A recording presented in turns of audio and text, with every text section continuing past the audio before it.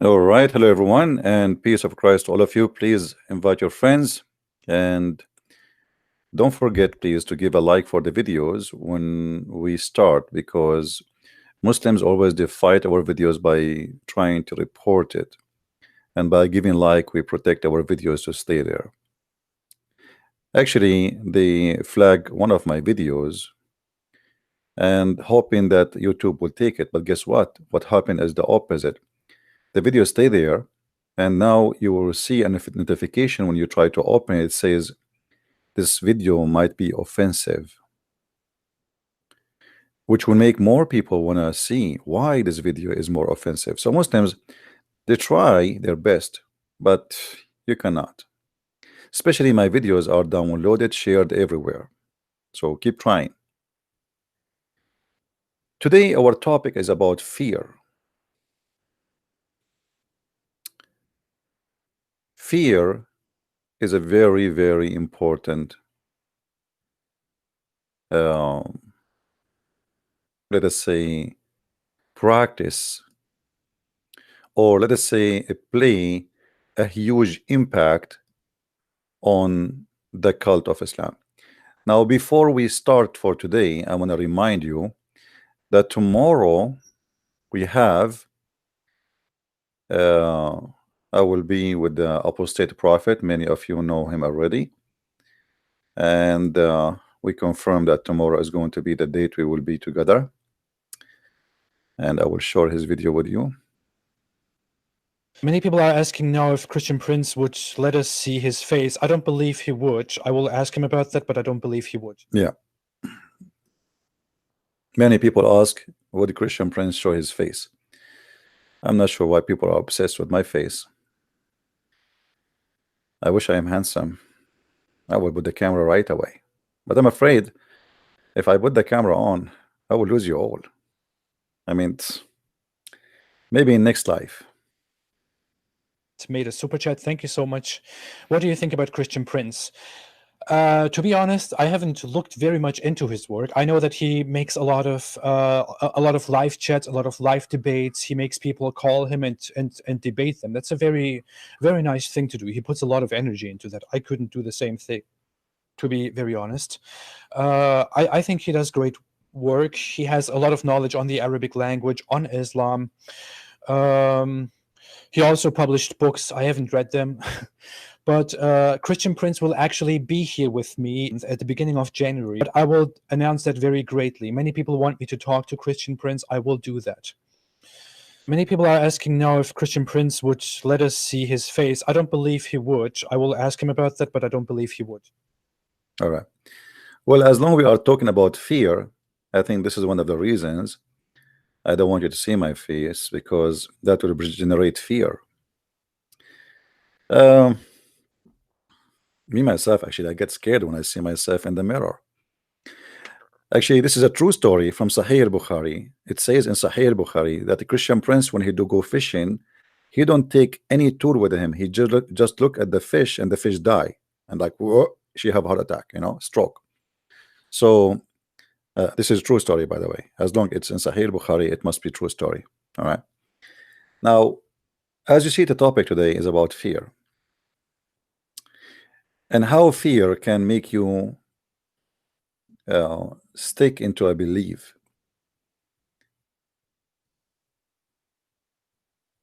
Many people notice that Islam,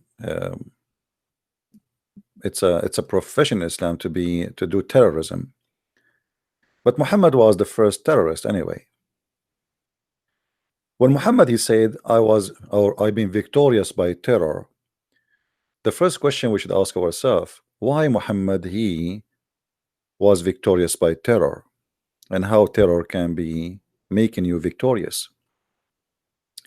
You see, I can sit and talk to you and try to convince you of making a deal with me, and you don't agree, and then I can put a gun in your head, and then in a second you sign the deal.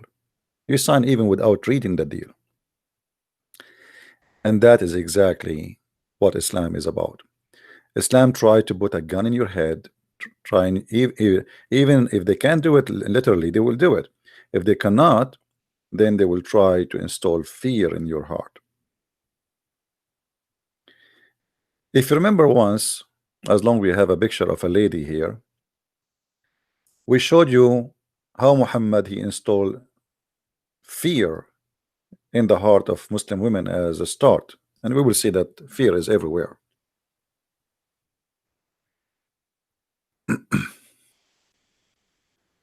Muhammad he claimed, speaking to women,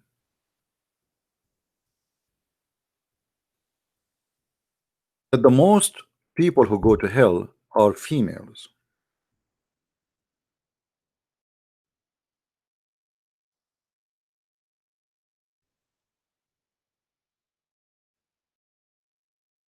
If you go in the hadith,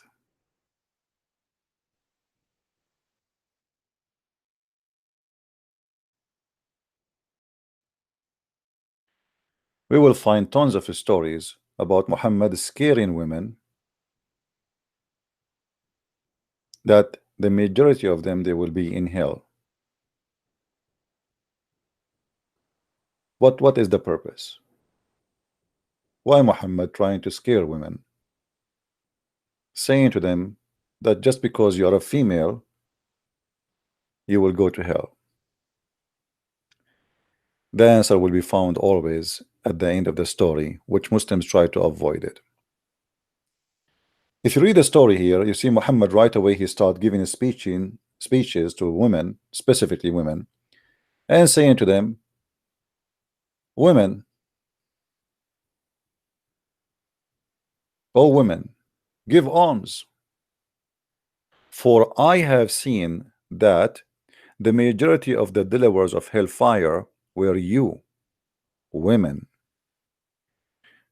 The women asked, O Allah Messenger, what is the reason for that, or for it? He replied, O women, you curse frequently and you are ungrateful to your husband. I have not seen anyone more deficient in intelligence and religion than you.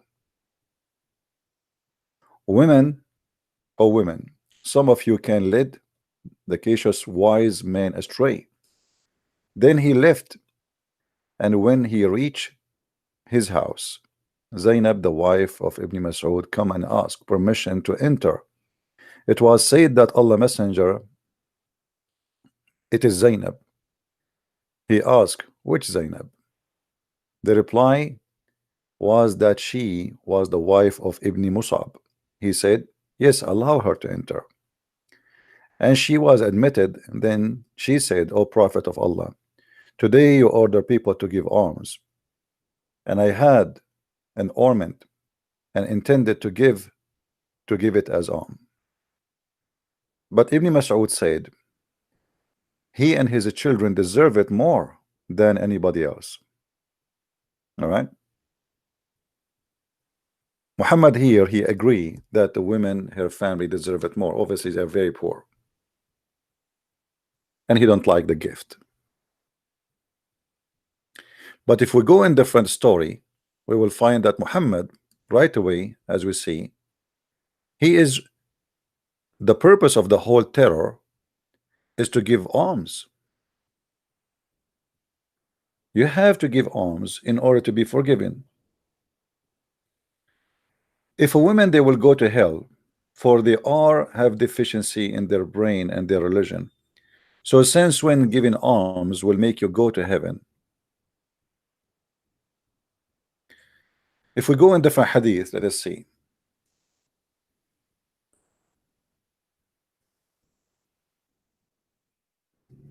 Here you see Muhammad, how he's trying to strip normal people around him from their money. And this poor woman, who she is very poor, and she have a bunch of kids and family, she found that now she have to give money to the Prophet because she will go to hell. How I can stop that? The Prophet, he said from the beginning, give alms. And the alms to go to who? Not to the poor, not to Muhammad himself. And Muhammad, he claimed that the reason for women to go to hell because they curse a lot, they lead men into astray, and they have a lack of intellect, and because they have their period.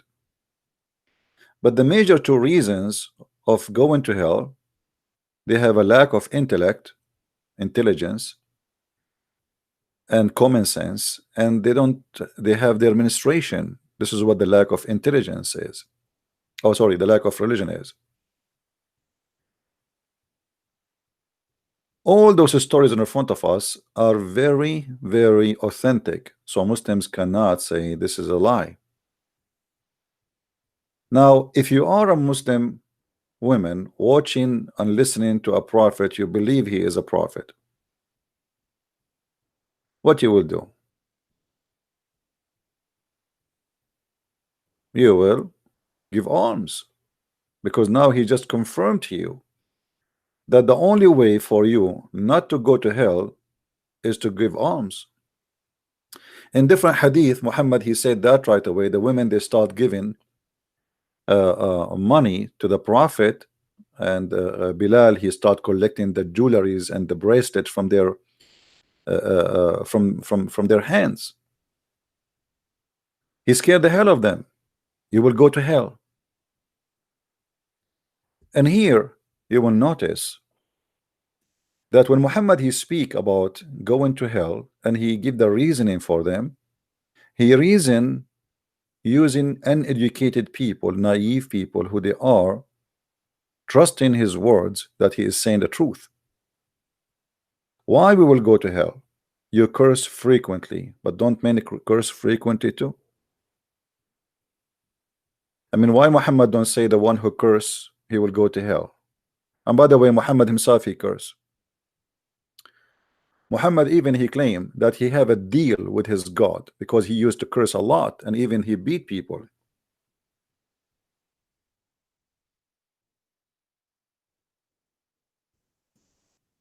So why he will not go to hell?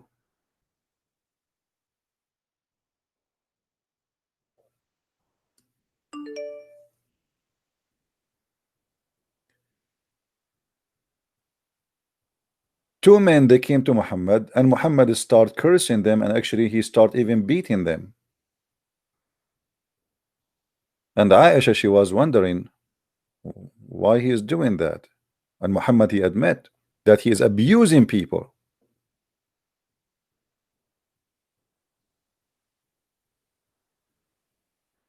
And he claimed that he have a deal with his people,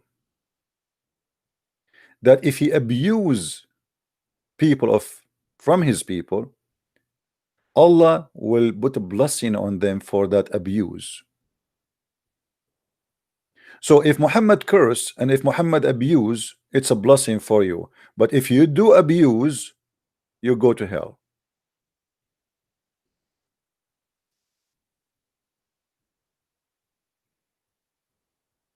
Do you see it? So now women, they have to work harder to get to heaven of Muhammad by giving donation.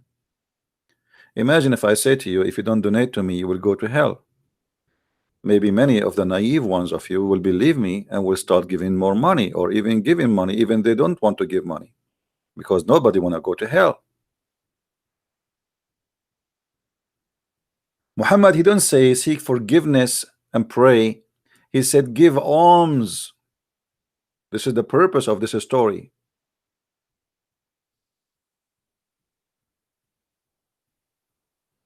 Give alms.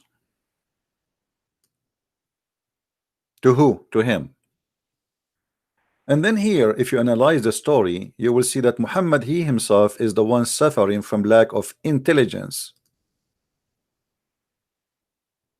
Because what the reason those women, they will go to hell, is the same reason he himself, he practiced every day. He abused men and he beat them. In the top of that, Muhammad, he said, when a woman, she asked him, after he said, I have not seen anyone more deficient in intelligence and religion than you. Let us say that this statement is true, which I don't agree with it at all, because there's women who they are extremely smart, and there's men who they are extremely donkeys, literally donkeys. And actually, make a woman with short skirt walking in the front of a scientist, in 2 seconds he will lose his mind, and suddenly he became a rabbit. So who is the one who have a deficiency in his intelligence? Obviously both. If this is if this is the scale, you know what? You know what I mean? If this is the scale about not to be in following God, I mean, here we go. Men and women, they can be tempted, and actually men, they can be tempted easier, which means he is the one who have half a brain, is not the women who have half a brain.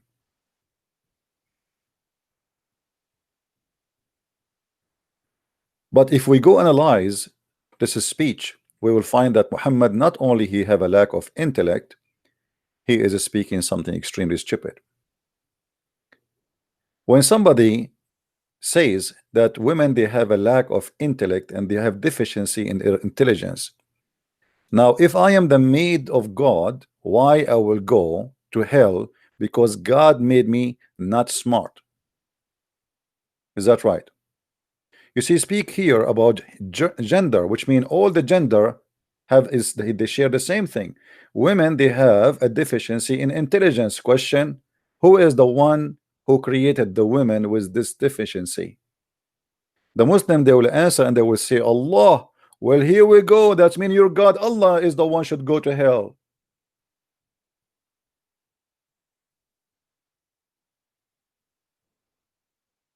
You know what I'm saying, guys? What is the fault of the women if her God created her such a way? Now she will go to hell because he made her this way. What about you make her have equal intelligence with the men according to you, and then if she do something bad, then here we go, we have a justice.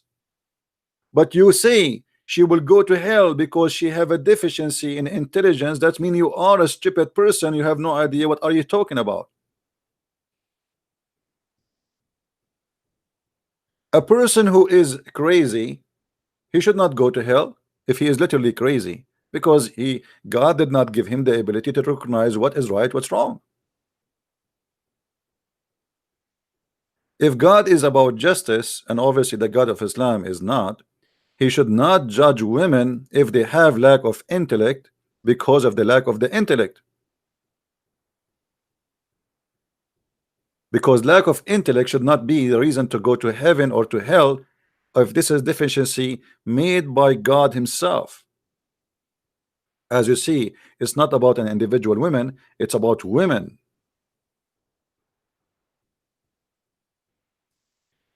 Then Muhammad, he want to prove to the women that they have deficiency in their intelligence. So he said, isn't it the Quran says that two women are equal to one man in the case of witnessing?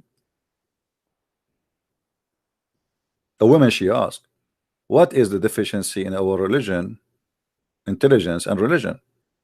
Muhammad, he said, isn't it the evidence of two women equal to the witness of a one man? Look how stupid this answer is. It is your God who said women are not equal to one man, and now you are saying to them the proof that you are not equal, that what my God said, right? And here we ask ourselves again the same question. If the women are not equal to men to be witnesses, then why that will be a reason to go to hell? Because it's not their fault. The Quran says that women, they are not equal to men in witnessing, because women, they are, which mean equal, like let's say two women equal to one, which means they are half a brain, they have half a brain of a human being. So the Quran says, so if one of them forgot, the other one remind her. But men, they don't even remember what they ate yesterday.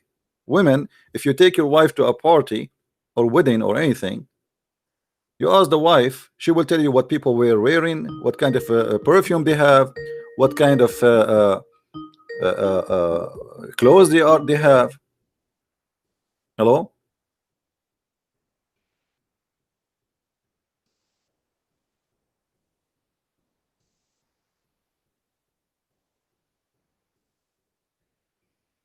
Are you there? Hello, please, sir. Please, how are you, sir? I'm fine. Are you a Muslim, my friend? No, no, no, no, no. Well, don't call me then, please. Until I say you can call me. Only Muslims can call me, please. Don't call me unless you are a Muslim. Why you won't debate me? Look at this guy. Let us see.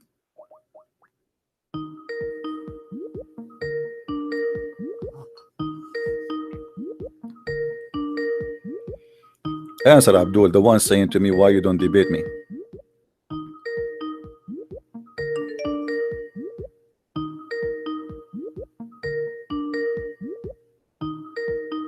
So why you don't debate me and you don't want to answer the Skype? All right, good one.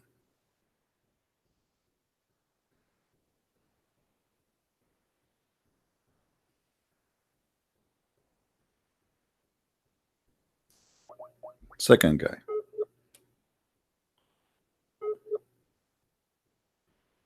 This guy, even his internet is not there. All of them, they want to challenge me, but when I call them, they don't even answer. All right. Let us see the third one.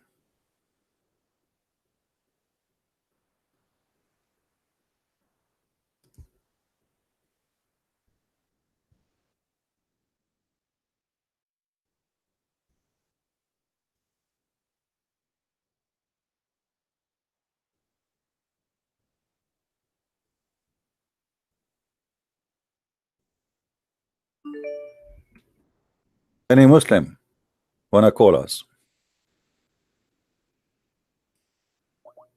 Call me. Hello? Hello. Hello. Yes, Abdul, how are you? Hi. So what do I you just, think about your prophet saying that your mother, she have half a brain? oh man, I just want to tell you one thing. Don't tell me one Okay. thing. We have a topic. What do you think? I want you to tell me 10 things, not one. Start with the topic we are talking about. I don't want to talk about this topic. Well, don't I call just me want. then. I don't care. We have a topic. Don't you see? You want to tell me one thing? Who is a Muslim want to call us? What kind of a prophet is speaking that women, they will go to hell because the Quran says two women equal to one man to be witness in the court?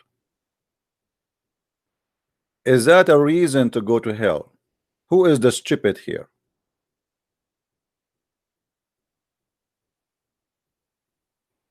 Who is the stupid here?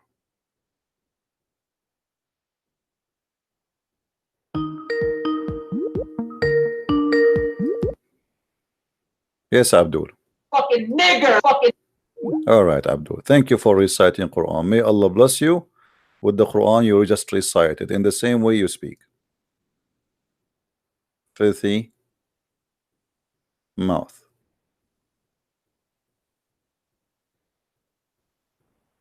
Garbage in, garbage out. Did I make the devil upset? Did I step in his toes or his nose or his tail? Who is a Muslim want to show us how this fear will work?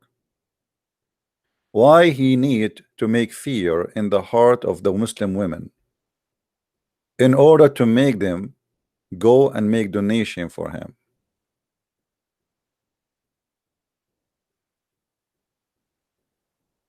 Any Muslim? What is the logic? What kind of a prophet he is?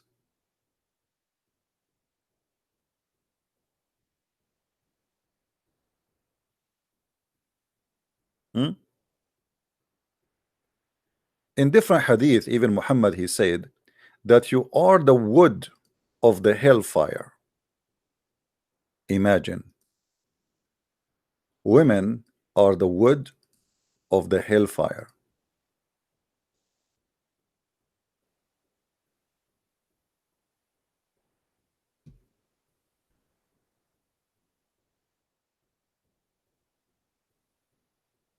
Do you see what it says here? The English translation says give alms, for most of them are the fuel for hellfire. And right away after Muhammad he said that, the poor women, they start giving out their bracelet and their earring, and Bilal, he start collecting the money and the gold and the silver. I mean, this is a very powerful way to make people pay you. So let us make it straight. Those women who gave their earring, now they will not go to hell because they gave earring. Did you notice? So they are bad anyway. They are the fuel of hell. They are disgusting. They are filthy. They are half a brain. But if you give him your earring and your bracelet, well, you will go to hell? No, you will go to heaven now. So the poor women, they took off their rings and their bracelet and their necklace and their earring. He stripped them out in a second, scaring the hell of them.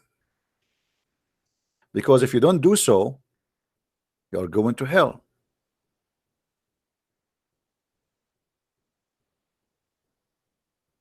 What kind of cult this cult is?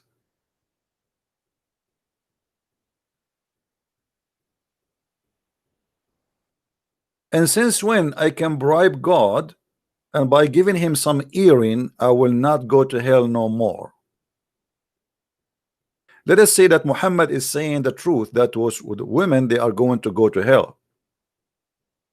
But how this can be truthful, that if we give Muhammad some bracelet, we will not go to hell no more? Isn't it obvious that this is a scam? And here he is using fear to scam you.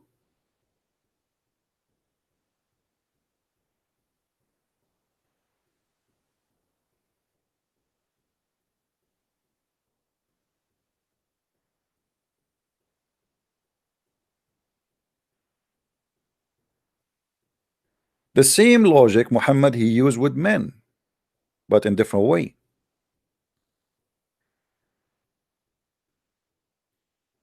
And when they ask him what is the lack of our religion, he said, don't you have menstruation? I mean, since when you go to hell because you have your period?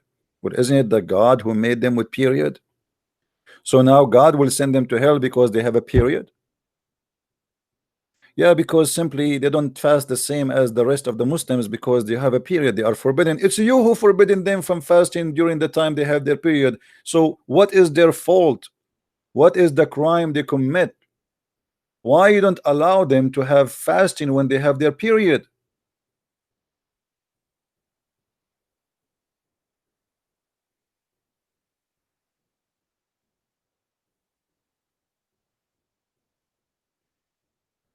When Muhammad he is trying to prove the lack of intellect, he used a very false reasoning, saying, isn't the Quran says that 2 women equal to 1 man? And then he says about them have a lack of they are bad in religion.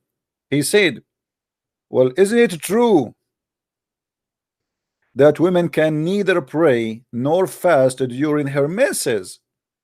I mean, how stupid that is. You are saying to those women that you will go to hell because they have their menses. Now you have to make a donation.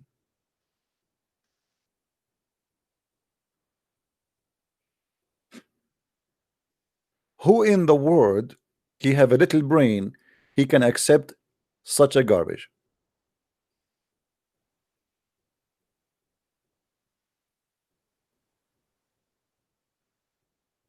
Do we have any Muslim?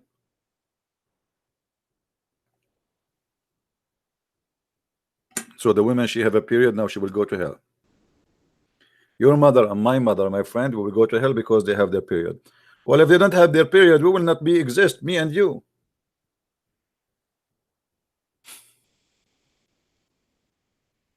This is a God and this is a prophet of God, and this is your smart prophet.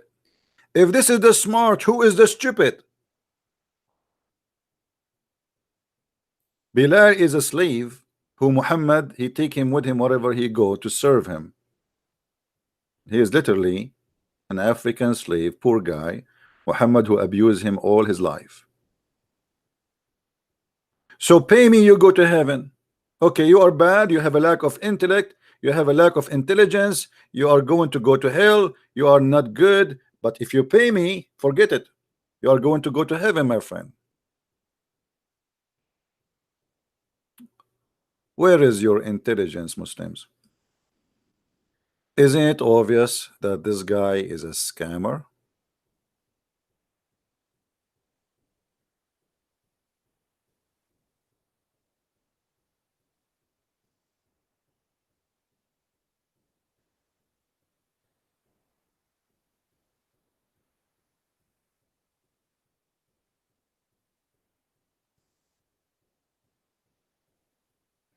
Do we have any Muslim want to say something?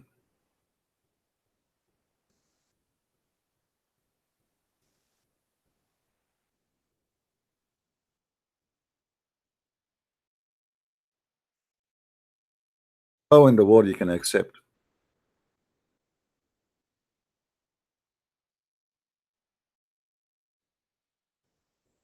such a cult?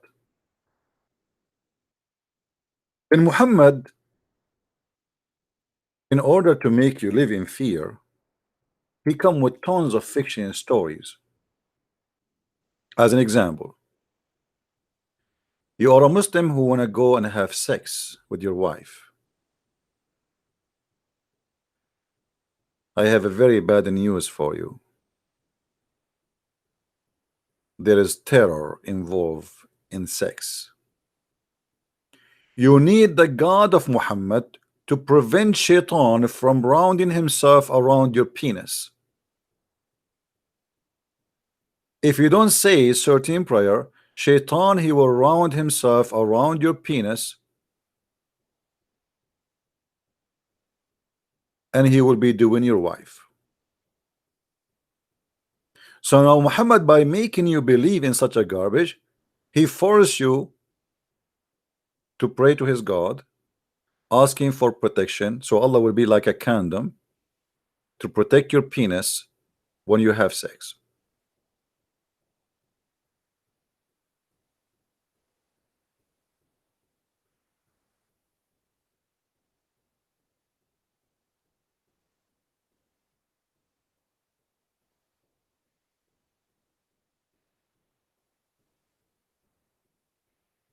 Is that really a messenger of God? Is that the message of God?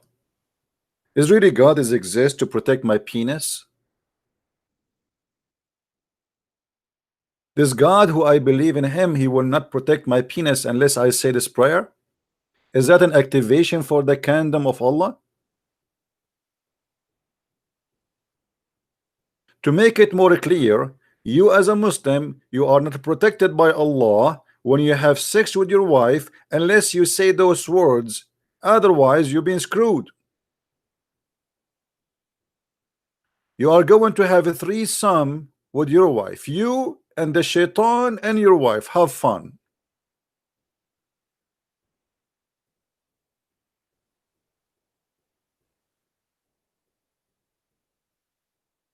I remember a Muslim, he used to come to a chat room and he come to the microphone and he say, you Christians are the sons of the devil. Why? Because he's talking about this, because we don't say the prayer when we have sex with our wives.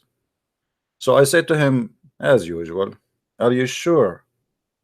He said, yes. I said, this hadith, are you sure about it? He said, yes. I said, are you sure? 3 times. He said, what's wrong with you? I told you it's sure. I said, okay, but this is mean your prophet himself is the son of the devil, because your prophet father, he was unbeliever, which means when he have sex with his mother, the mother of Muhammad, he did not say this prayer. That means Muhammad himself is the son of the devil. The guy who took the mic start cursing me, crying, may Allah kill you, may Allah destroy you. It's not my fault if you are being stupid. How Muhammad says to you, if you don't say this prayer, you will be the son of the devil, but he himself is a person who is born from 2 individuals who don't believe in Allah. Stupidity.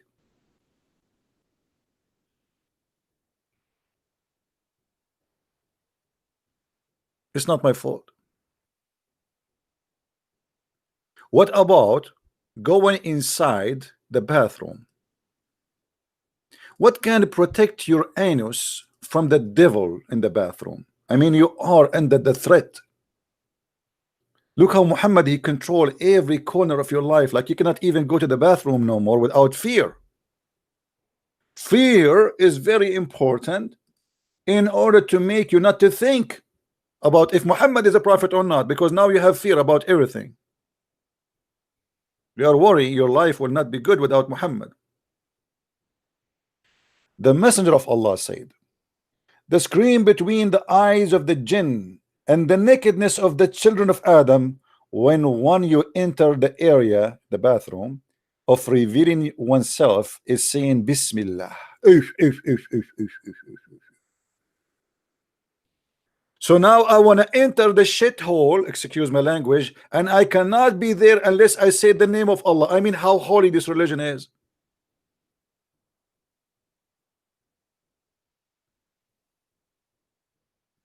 My friend, you have a problem. Shaitan will see your ass.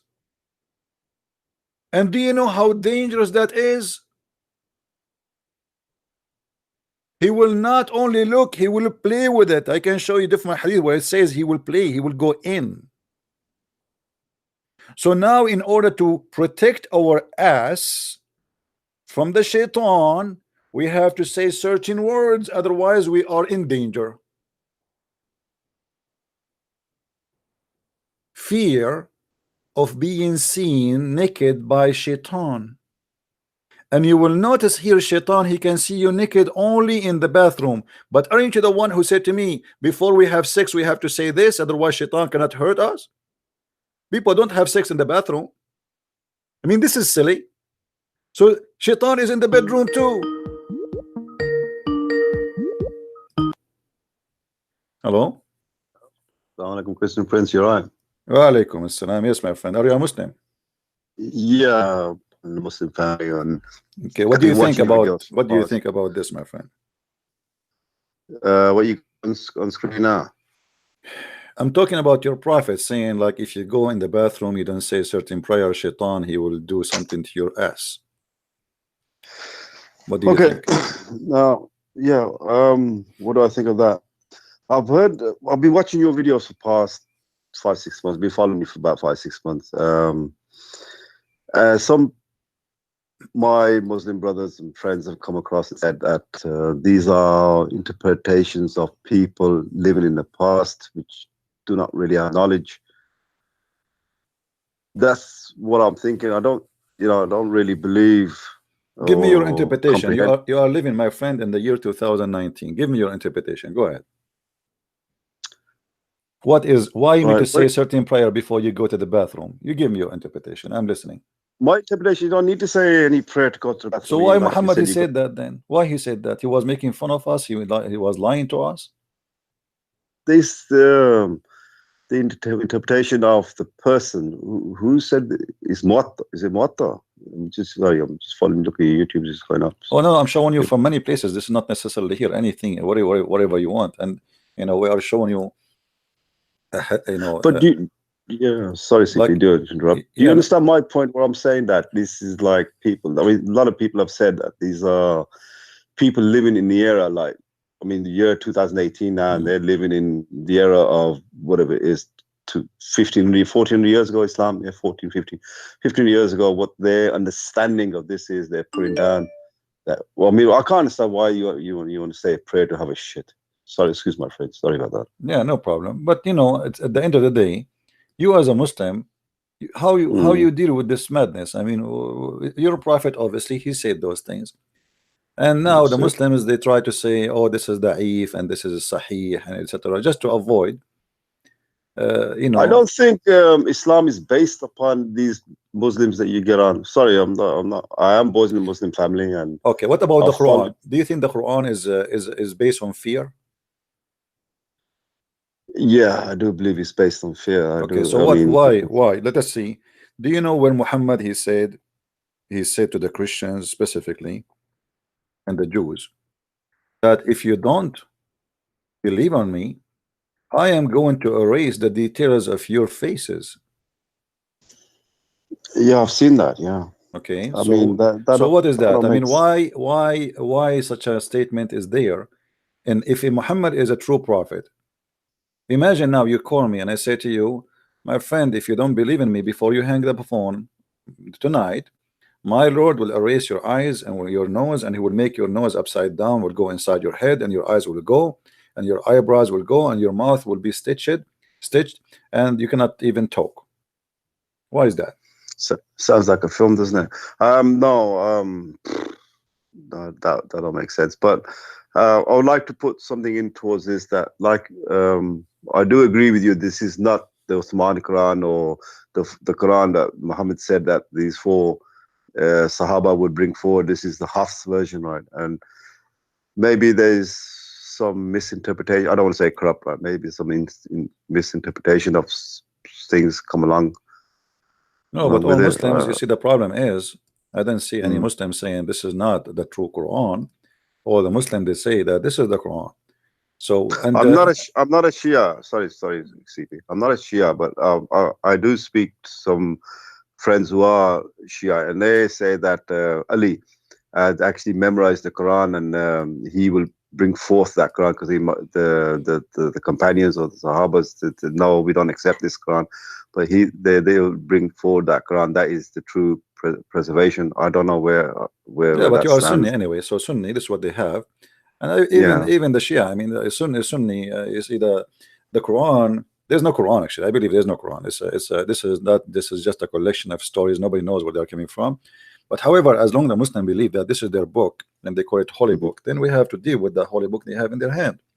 So when a God, he is trying to convince me to believe in Muhammad and me as a Christian, and he said to me, "Oh, you have to believe before we elaborate faces, erasing the eyes and the nose and the eyebrows in them, and turn them inside out and make them like naps of the necks of a flat plate, or curse them by transforming them into apes, as we cursed and transformed those who broke the Sabbath." So this God, obviously, he gave up. He could not convince me to believe in him. So now what he's saying to me today, today, you better do it now before I do this to you. I'm going to erase your eyebrows. I mean, what kind of a threat this threat is? How silly and how stupid, right? Yeah, it doesn't make sense now. It doesn't make sense. And as you see, I'm showing the screen even how the Muslim give interpretation. This is not my interpretation. It's not me who is saying. This is what it says, right? Is this Jalalain or is this? This is a Jalalain. Yes, I can change it for you. It doesn't matter. Whatever you like, we can put it for you. No. They all gonna say the same. They have any different look. So what kind of? And here we go. We did not believe in Muhammad. Why Allah did not erase my eyebrows?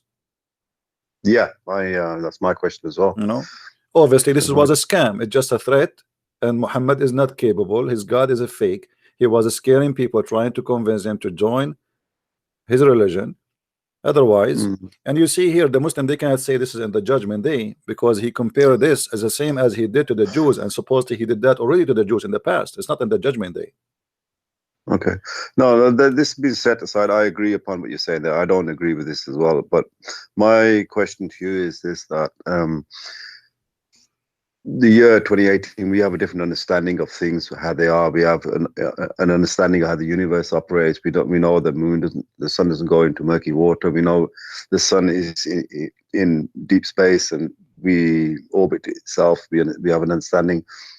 These people who actually gave their views on what these meant, maybe they never had an understanding of what is what, you know. But what do you do now today as a Muslim today? I have no idea. I mean, did you decide to leave Islam, my friend? Well, CP, listen. The thing is, right? I'm scared. You know what I'm scared of? Not people. I'm scared of my soul. My soul is what is going to be punished, or is going to be actually given hope. You know, spirituality. Like, this is what I fear. I mean, I followed you. I've seen.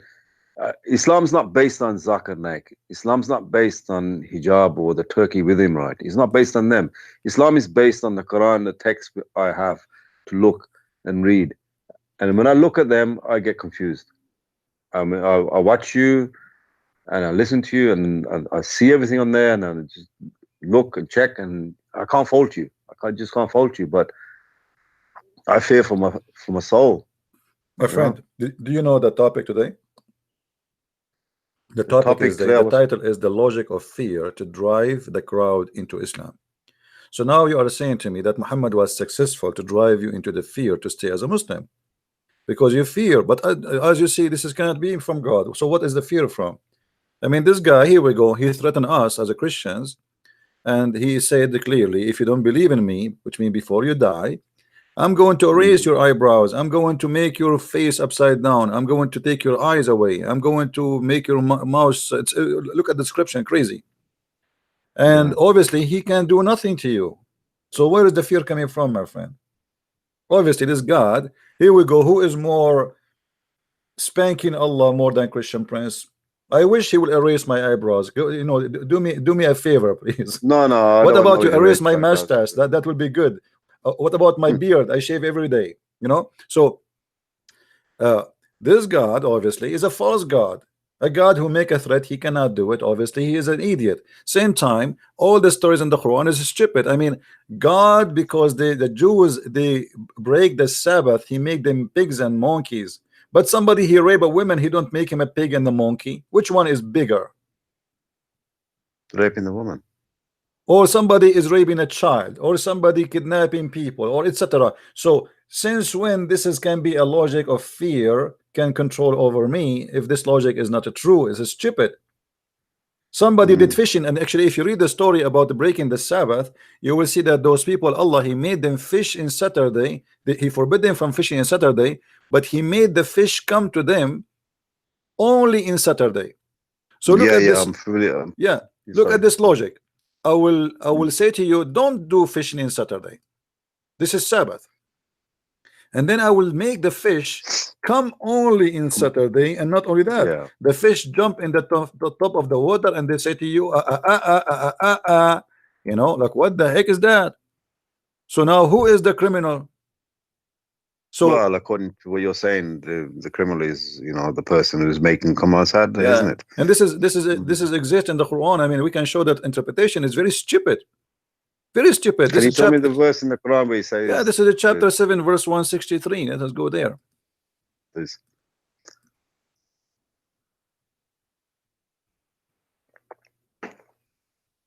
What kind of a mad prophet this prophet is? You have a mental illness, you know. Let us see. I hope you are not getting offended by what I say, but this is how I see it. You know, I'm saying what I believe. TP, if I was getting offended, I would actually reply back straight away. All right. I listen. Like I said, I've been listening. So okay, read with me. If you want me to change the translation, the Jalalain, we will change it. No problem. No, I'm reading. Christians last time. Muhammad rebuke. Read loud. No, I'll mumble. Sorry, let me just. If I read to myself in my head, I can understand it. The Lord was benefits of these inhabitants. How would they transgress violate the Sabbath by fishing? Instead, commanding not to do this on the day. Verbal qualifier of your time, they would transgress the fishing command their Sabbath. The surface of the water, but on the day they did not observe Sabbath, they would try to concentrate the Sabbath. Oh well, they were trying to speakiness, and when they went to fish, the city split into 3, 1/3 join. So to make it simple, Allah, he forbid them from fishing on Saturday, but Allah, he made the fish come to them on Saturday only. The whole week they disappear, and then the fish, they come in the top of the water doing ballet. We are here, you cannot fish us. Now those are fishermen, they have a family to feed. So what kind of God he do such a game? I mean, how stupid is that is? Can I see the Quran surah in this place? Yeah, because this is the verse. You know, do you know Arabic? No, I can. It's like French. I can read French, but I cannot understand it. It's just Okay. letters. I can just pick it up like. No problem. We can go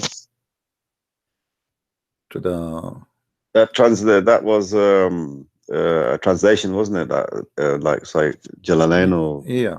This is interpretation. Here we see the translation. If you speak French, I advise you to get my book.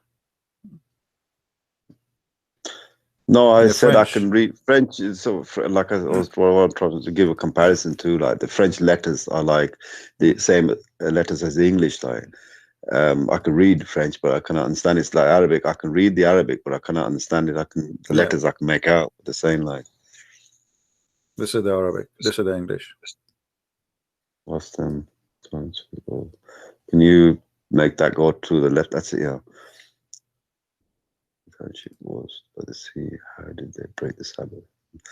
How the big fish came unto them visibly upon the Sabbath day, and the day when they did not keep the Sabbath came not unto them. Thus we did try them. Yeah, I agree with you. Why they want to try them on the Saturday when they, no. You see, if you want to be just, bring them the fish all the week, and then if they fish on Saturday, that's mean they are bad people, right? Yeah. Okay. But you tell them only you can fish in 6 days of the week, and this day you cannot fish. But you bring them the fish. You are the one who bring the fish only on Saturday. That's not fair. There are people they want to live. They have you created them with a stomach. They need to eat. So what they will do? They have a family to feed. So now, what kind of God this God is? I mean, this God is playing games with us. Okay, I agree with you upon this, right? So, even on but you've said like this is a Hafs translation, and I've done a bit of research on that as well, and I've actually found out that you're not making nothing up. Like everything you say, it is truthful. This maybe it's just not. I mean, there was a Quran which they tried to carbon date, which even predates Muhammad itself, right? So maybe this is not right, or that one actually, even that one, my friend, it was not for the words, it was for the material, not for the writing. It's for the leather. The leather is a predate Muhammad himself, but it's not the writing. It's not the Quran, because the Quran, you see, the first Quran written, there's no dots, there's no vowels, right? And right away you see that this one have vowels and have dots. So this is after, long after. So the Quran of Muhammad, nobody have it anyway. And the Muslim, when they find like this, the one you are talking about, they made a party about it, and even this one is not the same. But here it doesn't matter really if the Quran is corrupt or not. I mean, I don't spend my time speaking about the corruption of the Quran, because who cares if it's corrupt or not? You cannot prove the corrupt to be corrupt again. I mean, what's the point? No, there's no point on that. No. I believe the Quran is a false book, and then I want to prove to you that the false book is corrupt. It's corrupt anyway. Let us say it is the original as it is Muhammad. Have it. Who care? This is enough for me to prove that is false. So if I am you, I will denounce Islam right now, my friend. You are smarter than this. Say it. Say I'm out of Islam. Come on, you are not. You are a man. You are a man. I can tell you are not. You are not one of those, potatoes. You are a man. Say it. No, you can call me a donkey, you can call me a potato. I don't mind. You call me Abdul, but I have followed you some time now. I can't. Well, you cannot. You. I mean, no, I'm not saying. No, I can't. It's not about insulting me. It's not about. You see, this is no. My friend, so I didn't say it's an insult to me to believe in this. So I know you will not accept you to insult yourself to believe in this, because the second I say I believe in this, it's me. I'm insulting myself. So I'm saying to you, do you really believe in this? CP, my soul's at stake here. Let us make the question clear. Forget about your soul now. Do you really believe in this? No. Okay, so that's it. You're out of Islam. Why you didn't say it? Come on. What is missing here? You just said no. You don't believe in this. Do you understand my my soul's at stake here. You know, My that's what I friend, feel. this God, he cannot hurt your soul. This God is the devil. He is hurting you by following this, not by leaving it. This God, he can do nothing. You know, this God, he made a chapter. It's called the chapter of the elephant. You heard of it, right? Yeah. The elephant. Yeah, Okay, what is the elephant chapter? That there's an army came to destroy the Kaaba, and Allah he sent birds, and the birds they throw rocks, and the rocks they destroy the army which wanna destroy the Kaaba. Where was the bird of Allah when the American are flying in the top of the Kaaba with the F-16? Well, where is the enemy? Where is the army of Allah? The birds. When Al-Qurmuti came and destroyed the Kaaba literally stone by stone, and he was screaming. Not only he destroyed it, he was screaming in the middle of the Kaaba, saying, "Allah, where is your birds?" And then he took the stone for more than 21 years, and then the Muslim they have to pay a ransom, so he might return it back, and he sent it to them pieces. You know this story that you said about the Kaaba stone disappearing. Is that from the Hadith or is it? Yeah, this is all from this. Yeah, because this is long after Muhammad, you know. Yeah. Yeah, no, I don't want to say. I just want to ask you. This is from the history of Islam. All the Muslims agree with it. The Kaaba actually destroyed many times by Hajjaj, or destroyed by Al-Qurmuti, destroyed many times. So, but Al-Qurmuti he did something different from the rest. Al-Qurmuti he stood in the top of the Kaaba after being destroyed, and he was screaming to Allah, saying, "Where is your birds?" Which means you're a liar. Here we go. The whole story about the elephants in the Quran is nothing but a lie.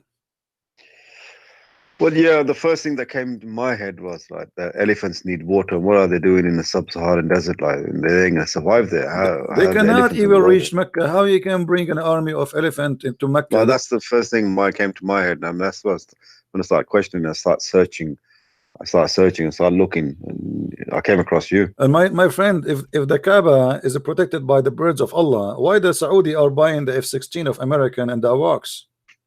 I mean, who? Come on, your land is protected by the birds of Allah. Well, there is a surah from the Quran, isn't it? The bird pelted. Yeah. This is chapter 105 in the Quran. Chapter 105. You know. Yeah, I do remember that one. Yeah. The elephant he needs 600 gallons of water a day, an average.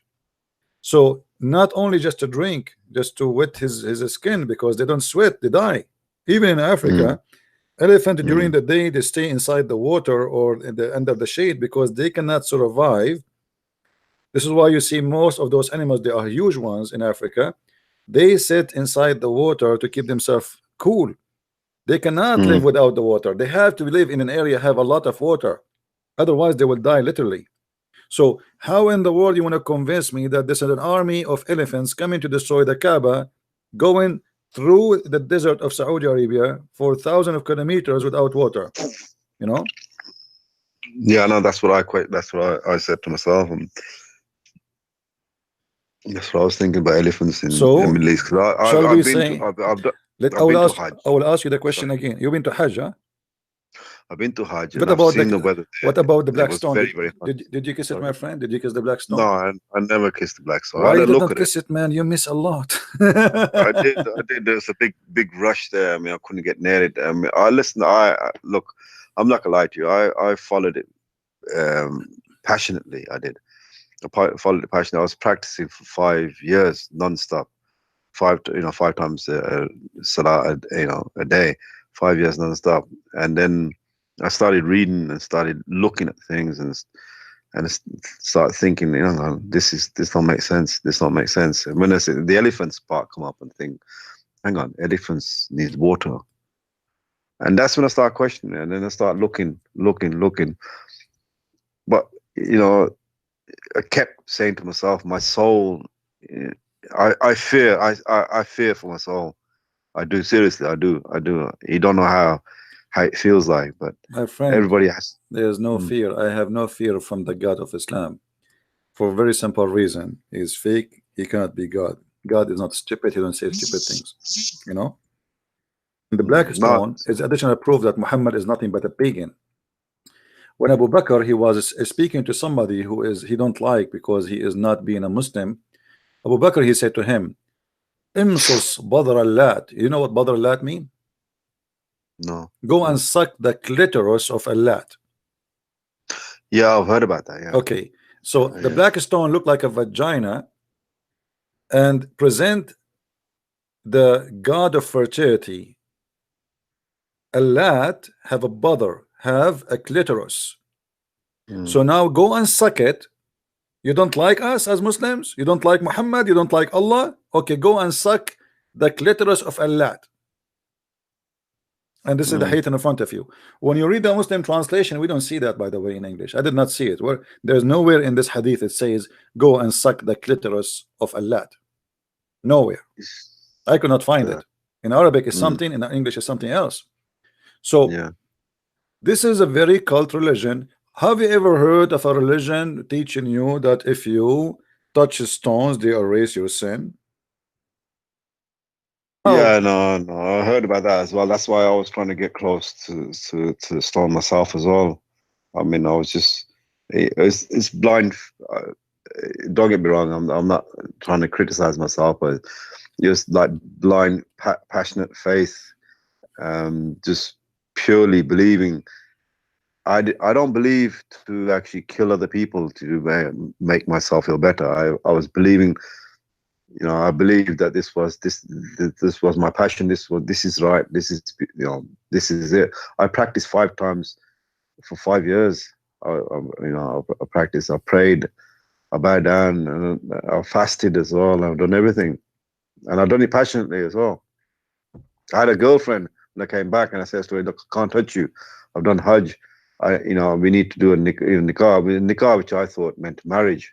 And afterwards, I find out what. Then when I look at nikah, what it means, somebody comes to me and says, somebody comes to me and says, "I want to do nikah with your daughter," I'm going to look at him and say, "You know what the fuck? Sorry about my French, but what the hell are you talking about?" I would find that vulgar as well.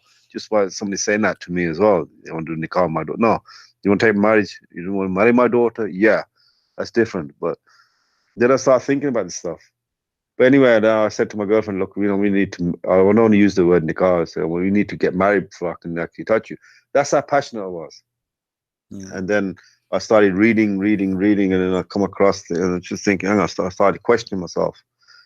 This don't make sense. This don't make sense. And I kept saying to myself, maybe like it's a different era.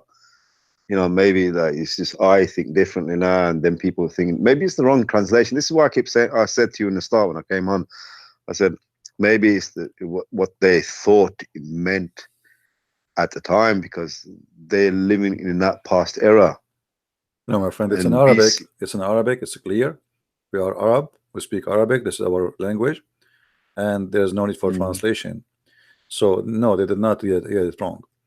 There is some stuff Muslims get it wrong. As an example, Muhammad did not know how to write or to read. I agree with that, but still I have to go with it because Muslims, they believe in that. So I don't really, as long as they believe in it, it's not a problem. But from what I learned from you, that you don't believe in this garbage anymore. So why you don't say I'm out? Just say it. You know what? I'm gonna hold you responsible for my soul goes to hell. I'm out of this. All right. Thank you very much. Hallelujah. Thank you very much. He is out of this garbage. I'm really happy for you. You don't fit there. You are not. You cannot be there. You remember my word. I'm gonna hold you responsible for my soul. All right. You are responsible, and I am responsible for making you leave this cult. And don't worry. I say to you, do you know how many people I made them leave Islam every month? So I am responsible. I don't fear anyone for doing this. Today I just did good by helping you to go out. I have no fear for what I am doing because simply this is the right thing to do. Now, my friend, me as a Christian, you know, I'm Christian Prince, right? Yeah. Which means I am a Christian person, and I invite you right now to accept the Messiah as your Lord, as your Savior. What do you think about the Messiah? I have a lot of respect for Jesus, right? Yeah, I have a lot of respect for Jesus, and even through your videos, which I used to believe that Isa was Jesus, and when I watched your videos and I start questioning that Isa bin Maryam, and then Maryam had a brother called Aaron, and Aaron was never Maryam's brother. Even the stories there related that Jesus was sinful and he was raised to heaven, and you know, and it wasn't meant. Jesus wasn't on the cross. Anyway, putting all that aside, he's sinful, right? I do believe that I have a lot of respect for Jesus. I don't, but I need to do a bit more research and watch you much more. Okay, CP, what is if you don't mind. preventing you? What is preventing you now from saying I believe in Jesus as my savior? Maybe I can help you. Maybe because I haven't read Bible scriptures, right, to actually understand Jesus' life more in detail. You know, because it's just confusing. CP, just. Well, you know, the Messiah is a very simple person to understand. He's good, he's wise, he's wonderful, he is loving, he's peaceful, and he taught us, you know, if I give you two words of Jesus, you can live with it. From their fruits you shall know them, as an example. I do not need to read the book, right? From their fruits you shall know them. His name is a Christian prince, but his fruit is bad. Well, he is no Christian and he is no prince. As simple as that. You know what I mean? So from their fruit you shall know them. Wonderful wisdom, very easy. It's not complicated. God is simple. You know, those who curse you, bless them. Love those who hate you, those who curse you. If you think about it, okay, I did not study the Bible, I did not read the whole book, but look at Jesus saying to me something is very useful and very healthy for all mankind. Even according to science, according to doctors, those who have no energy for revenge, they don't want to revenge, they don't want to hate people, even the one who harmed them, they live happier and they die happy. So even by science, if you practice the teaching of Christ that you don't hate your enemy, love your enemy, you will live happy until the last second in your life. So Jesus bring peace inside you in your inner, bring peace around you, because even the enemy around you, you don't see them as enemies, you know. You don't have fear. He killed the fear inside you. When you don't see any enemies, that's mean I killed my fear from you being my enemy. Even maybe you hate me, but I don't have the fear no more, for I love everybody. Okay, you kill me, you want to kill me, okay, but I don't hate you. So here you will see that Jesus, he brings something new to our life, which he make us new mankind. Is not the kind who want to revenge for somebody who hurt me. Is not the kind who hate and just you want to practice hate just because that will make me more satisfied, as the Quran says, fight them, kill them by your hands, Allah he punished them. Jesus don't want that from you. He wants you to live and to be happy. So when I say to you, accept Jesus, is not just about accepting him as your savior in the judgment day. Actually, he saved you today, because today you are in fear, as you told me. Today you are confused, as you said to me. But by practicing few sentences of what Jesus said, your life will change. I will overcome the fear. We don't want you to worship Jesus because you have fear, but because you have love. Not because Jesus is going to punish you because you did not believe in him, but because Jesus, he wants you to be saved, and Jesus, he loves you. So we have a different approach of how we see our Lord, our Savior. Even when we pray as a Christian, and I'm sure you know, we say our Father, right? Yeah.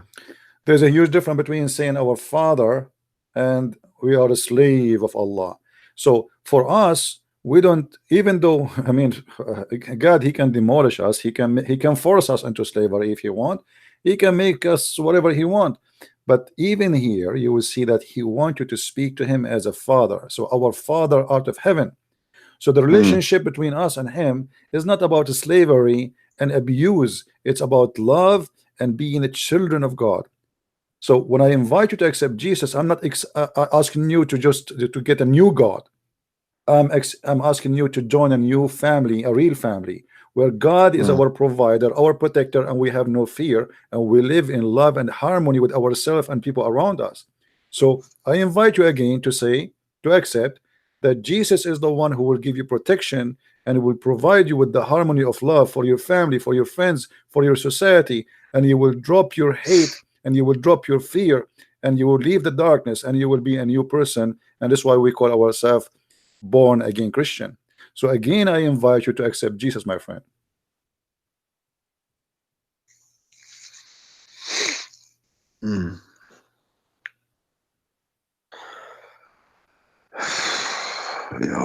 You know, everything you make, you just said, it just makes sense. It just makes sense. Say it. It's just really, you know. Did you say? Did you say yes? Did you just say yes?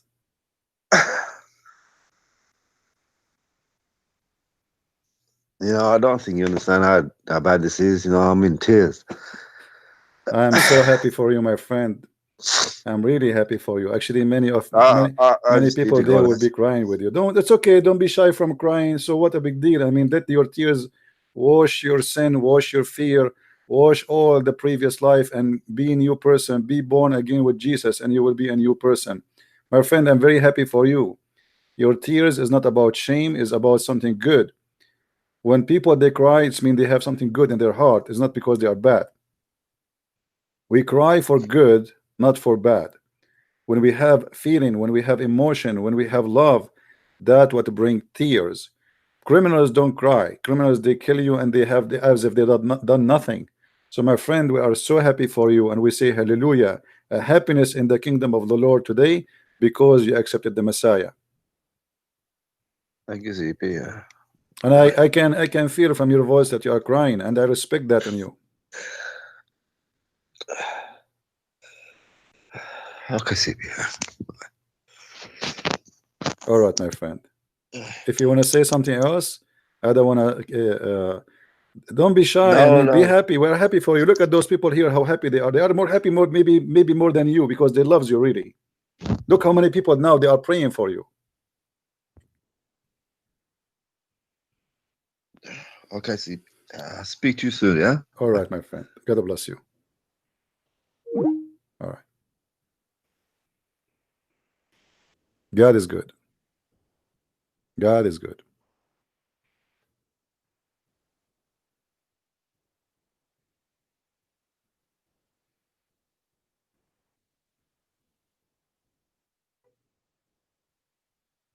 Actually, me myself, I do not know what to say.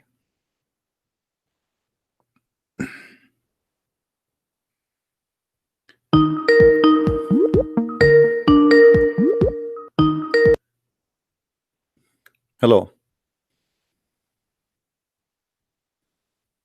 Are you there, Muhammad?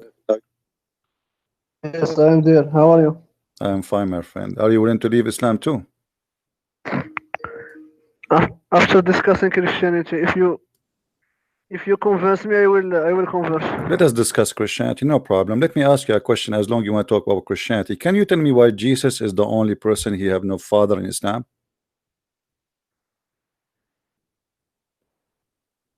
Adam has no father, has no mother. This is not true. This is a false argument, because Adam is not born. So how he can have a father? He don't have a mother, he don't have a father. He is made from mud. When we speak about Jesus don't have a father, we are talking about a person who came after Adam, and every person came after Adam, he have a father. So what is your explanation that Jesus has no father? Did Melchizedek have a father and no mother? Don't change the topic. Do you have Melchizedek in your Quran? Yes. Do you have him in your Quran? You have it in your Bible. Do you have him in your Quran? You have it in your Bible. Maybe this is Jesus himself. Do you know who is he? Do you know yourself who is? Don't talk about names, you do not know them. So you are trying to change the topic because you want to avoid the answer. And here we ask ourselves, why even Muhammad, he don't have the name in his Quran? If this is a wonderful name, a wonderful person, how Muhammad he missed such a name? Because he's a fake prophet. Now answer me, please. Why Jesus is the only one is born of a woman, yet he have no father?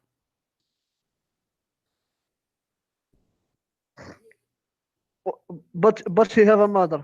So this is not the question. Why the father has? This is not the question. This is not the question. Why? This is not the question, my friend. You are running away from the answer. Why? Why? Oh, answer, please. Why Jesus have no father? Because he is a human. He is a human? I thought every human have a father.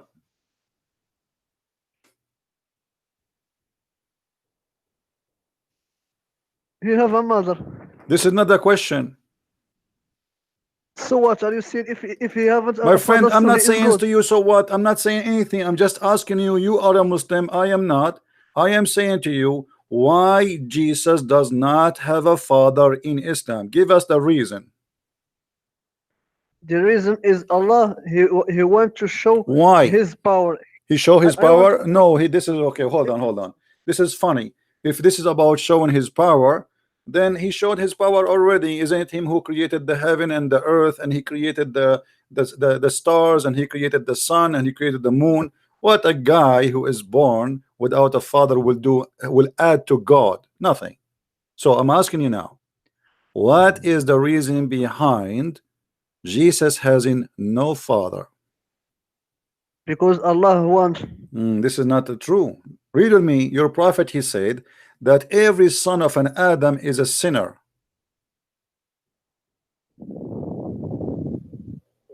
Is that correct? Every So son what? of an Adam, every son of Adam is a sinner. Yes or no? Yes. Is Jesus a sinner? Define sin. Sin is doing something against God. Sin is doing something God did not permit you to do. So what? What is your point? Don't tell me. You see, I ask you a question. You say, "What's your point? What's your point?" Because you are terrified. What is my? This is the problem with Muslims. They are afraid of my point. I'm asking you: is Jesus is a sinner? Either you say yes or you say no. The verse doesn't talk about Jesus. So what is My your friend, question? I'm asking you. Did I mention a verse? I said, "There is Jesus as a sinner." What is scaring you from answering? There is two types of sin. What? There is two types of sin. This is not the question. There is no two type. This is a lie. There's a sin. The sin is a sin. The sin is a sin. The sin of Adam was eating an apple. Is that right? Adam doesn't sin because he didn't do it intentionally. Adam he did not do it intentionally.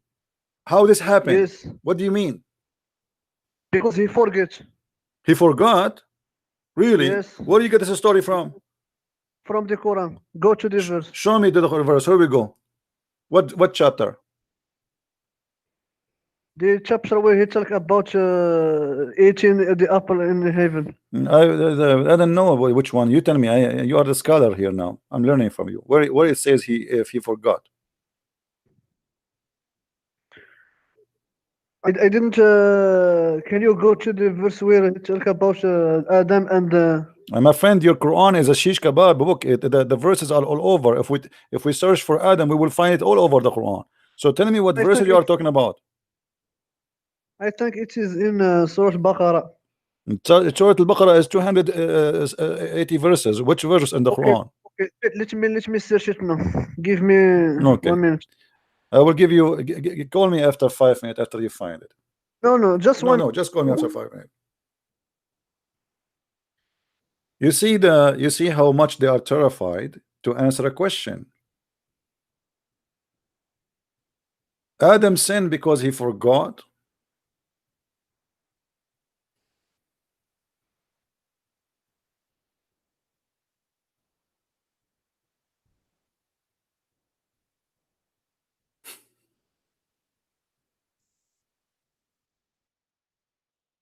Unbelievable.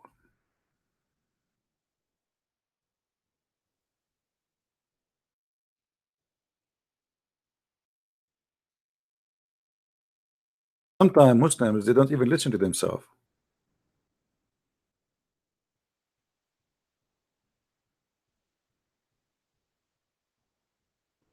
Adam, he forgot. So Allah kicked him out from heaven because he forgot. That's funny. Now I hope he will find me what he's talking about so we can love more. Because that will make more Muslims leave Islam.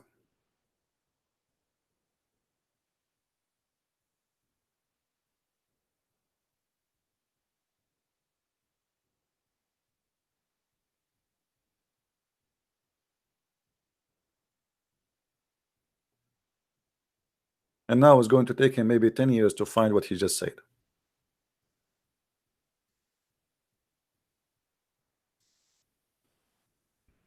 We are happy for our brotherhood, the person who left Islam. and we hope and he accepted the Messiah.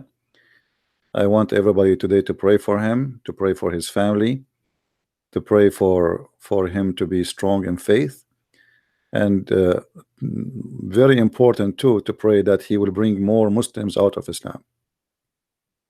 So we are happy for him, and we are happy for more people to leave this cult. Call me if you find it. Did you find it or not yet?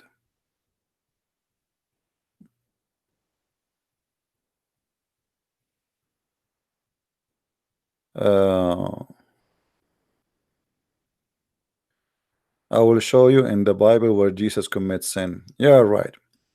Do your best, my friend. You see, the Muslims are very silly people, extremely silly. I will show you where in the Bible Jesus commits sin.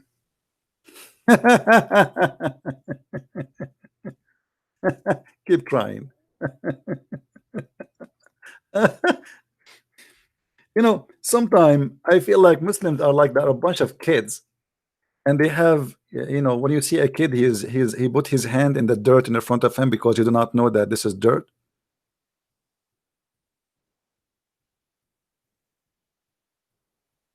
This is exactly who they are.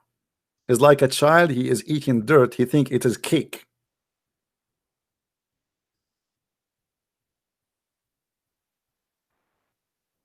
No, I don't believe. Let me call this guy. This guy, he want to show me that Jesus, he commits sin in the Bible. Let us laugh, just for a laugh.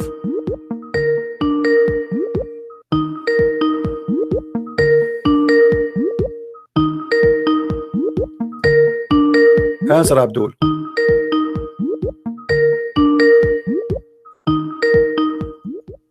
You don't want to answer, so why are you asking me? Show you and show me. What, Abdul?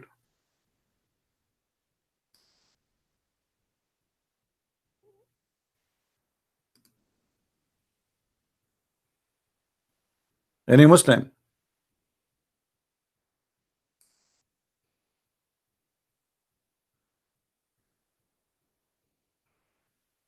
Ras, yesterday he left Islam. He have a question about the Bible. My friend, let me make it simple. Our topic here is about Islam. I don't mind to answer a question about the Bible, but I noticed that the Muslims, they try to divert our topic from exposing Muhammad. We have many channels, they have nothing to do except speaking about the Bible. Go and ask all the questions you want. We have a brother, his name is Sam Shamoon. This is what he do. Speaking about the Bible, but go there, give him the question, he will answer you immediately. The only reasons Muslims they ask about the Bible is not really to learn. Now, for sure, some of them they are being decent. I'm not saying everybody, but we want to concentrate in what we do here. As you see, we ask a Muslim, why Jesus have no father? He do not know. Why Jesus has no sin? He do not know. Why Jesus now in heaven? He do not know. A Muslim, he sent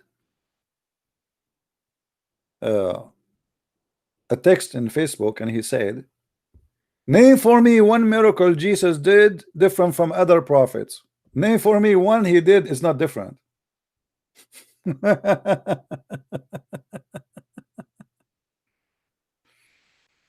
Ras, ask them in the text to give you Sam Shamoon, and he will answer you.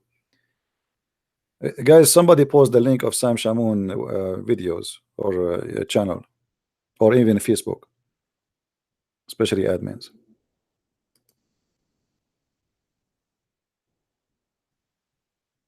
All right.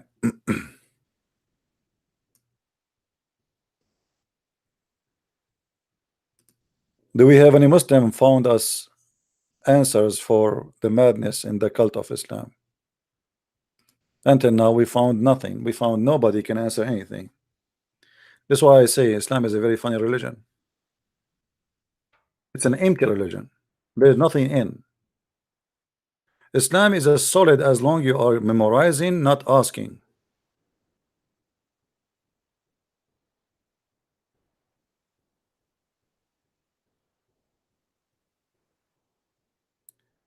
A guy is saying that in Mark 9, Jesus saying, death will not come until the is speaking to people around him. Verily I say unto you that there is some of them that stand here which shall not taste of death till they have seen the kingdom of God come with power.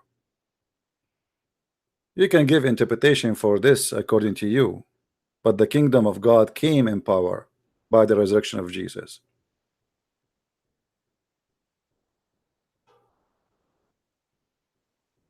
And many people resurrected with Jesus. However, as long you are the one who mentioned to us such a thing and claiming that this is a false prophecy, what if I show you Muhammad trying to copy Jesus and he said very close words? You wanna call me? I challenge you to call me and to say the one who say exactly the same is a liar and he is no prophet.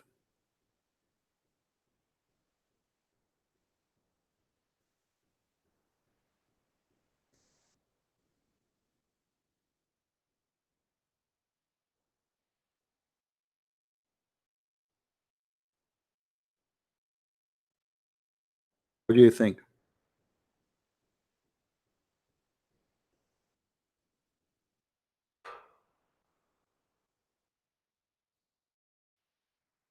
Scared.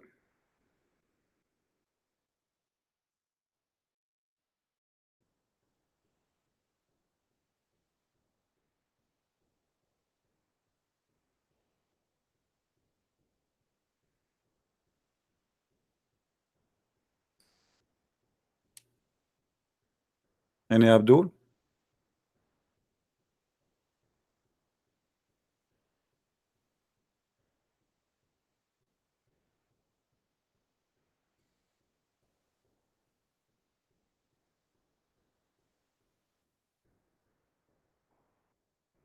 What happened to you, Moroccan boy? You did not find it?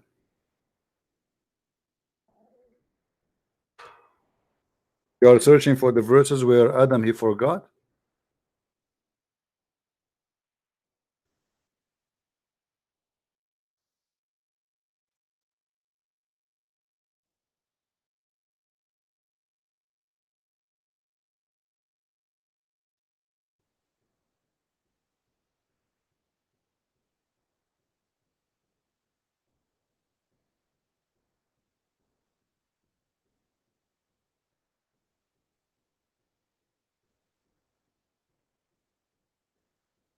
Any Muslim?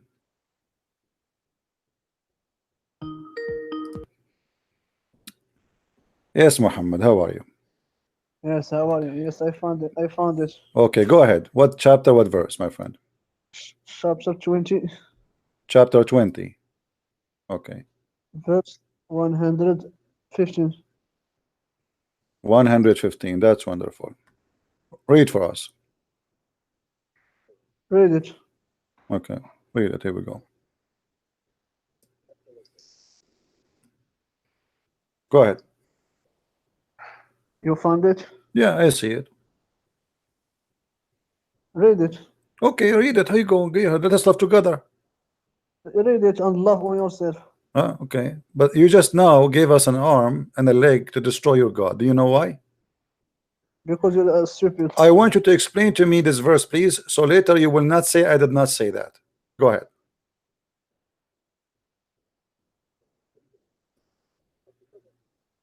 Read it and No, tell me you what explain to me. I have it in a screen. You read it and you explain it so you don't say later I did not mean that. I want you to Go- explain this verse for me, please. Are you Go to saying the- here? Are you saying here that Allah he made Adam? Adam he forgot the covenant of Allah. Do you want to understand this verse? My friend, Go you to tafsir now. you explain it to me. Explain it to me. Go ahead. I am not expert in tafsir. Go to No. tafsir now. You are the one who mentioned it. Suddenly you are not expert. Okay, read for me the expert. Then give me the meaning, my friend, from any expert tafsir you want. Just give me the meaning. Make it simple. What is the meaning Go- of this verse? Go to tafsir now. My friend, go to any tafsir, no problem. What is meant by this? No, I want you first to give me the tafsir, because later you might say to me that the scholar, I don't agree with him. Give me your interpretation for this. I am not a scholar. Go to tafsir. I don't care. You are the one who said to me, are you swallowing your tongue now? Aren't you the one who said to me that Adam, he forgot, he did not commit sin? So do you hold what you said before? Just hold it. Say yes. That Adam did not commit sin, he only forgot. Do you agree? Adam, he made a sin because he forgets. No, so it's not. No, this is not what you said to me. You said to me Adam did not commit sin, he just forgot. Everybody is my witness. It's recorded. I say there is two types of sin. A sin with intention. My friend, so since when forgetting something is a sin? If I forgot, it's a sin? God, he made me have a brain, cannot remember everything. So if somebody forgot to pray, he is not committing sin. He forgot. It's against his will. So now I'm asking you here, did Adam eat the apple because he forgot or because he intentionally did? He forgot. That means shaitan have nothing to do with it. It is shaitan who make it to forget it. So what shaitan he said to him, how he made him forget it? What he make it to forget it. Okay, guys, be my witness. This guy, he just proved to us that Islam is a false religion. I want you right now, I will open the Quran for you, and I will ask you to read for me another verse in the Quran, and I hope you will not be ashamed and you will not say I did not say that. You are the one who said that he made him forget it. Correct, guys? Did he say shaitan made him forget it? Can I answer? No, did you say that or not? Can I answer? Yes, did you say that or not? Go to tafsir of this verse. Why you are don't we will go to tafsir. Did you say, aren't you the one who just gave it tafsir? You just said to me, Adam, he did not, the sin he commit, shaitan made him forget. That's it, correct? So he forgot that you should not eat, correct?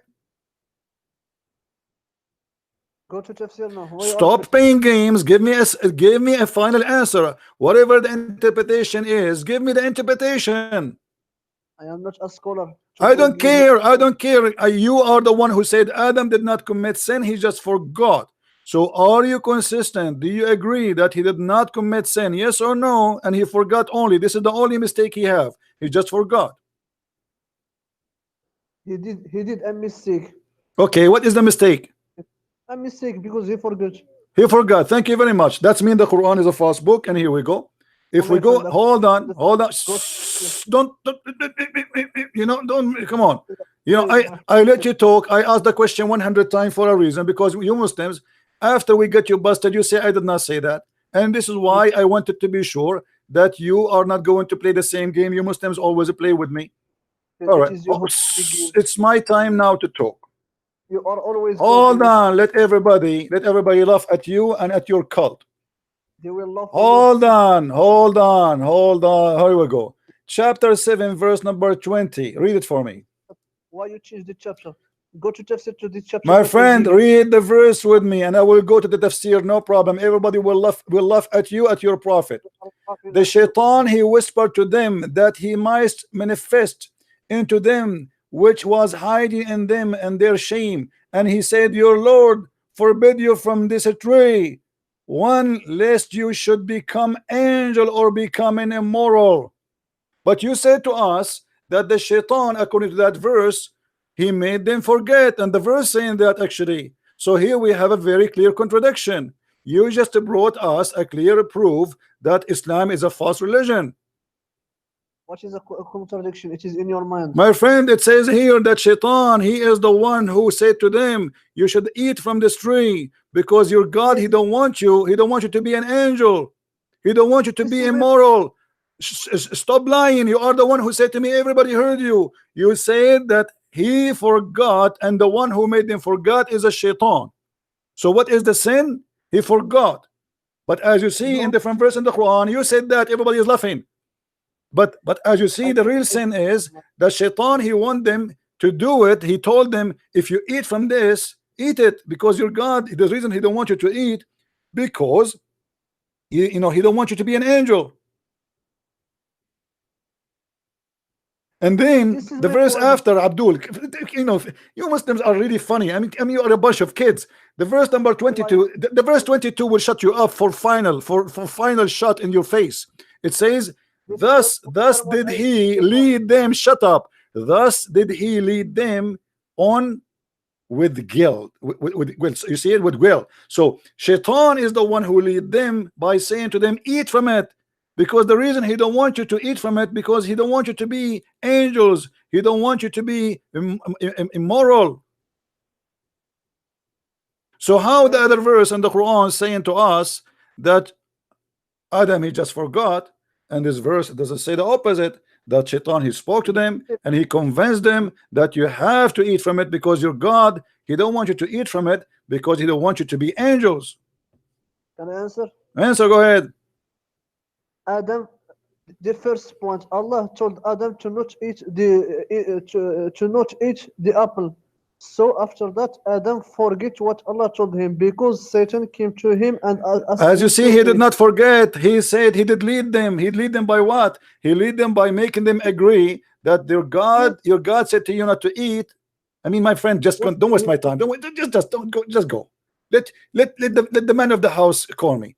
I am just wasting my time with you. Everybody is laughing. There's no connection between what you said and what you are saying to me. You just said in the beginning that he made them forgot, and here the verse saying it clearly that this is not the reason. Shaitan he spoke to them and they discussed the issue. Allah don't want you to be immortal, so you have to eat from it. And thus this is how he did lead them into guilt, into sin, which means this is a total contradiction with the chapter you choose for me, chapter 20 verse number 115. Adam did not forget. This is a big fat lie. And just to get you more busted, by the way, my Skype crashed. I will open it again. You're a prophet. He said, if not Eve, no woman betray her husband.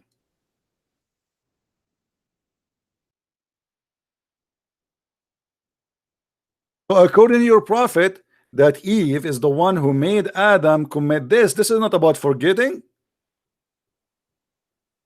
Same time, you're a prophet again. He got you and he got Adam and he got the Adam of Islam busted.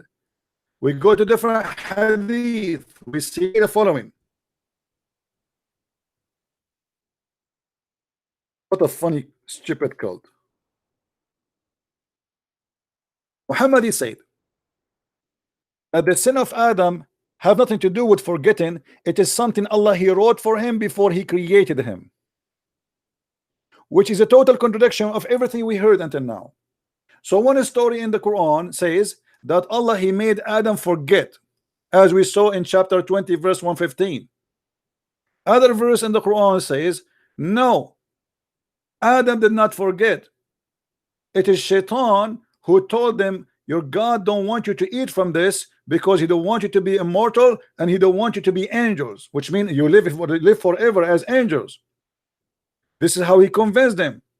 In verse number 22 it says it clearly, thus did he lead them into the sin. And then we go to the hadith. Muhammad he make another poo-poo.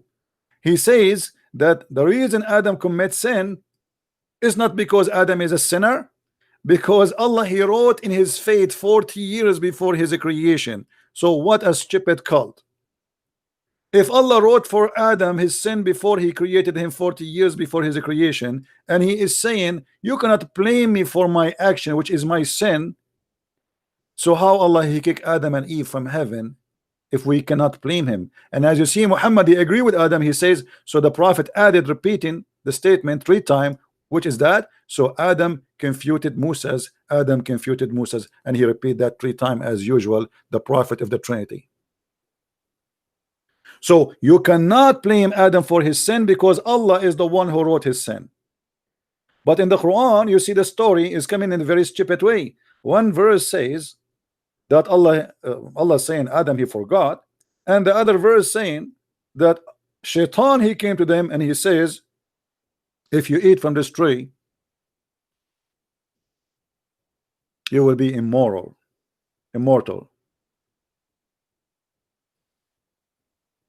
eat from it.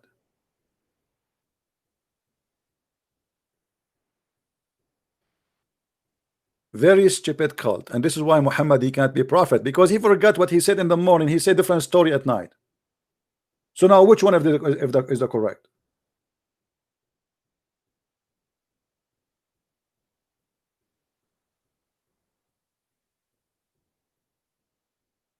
Which one of them is the correct one?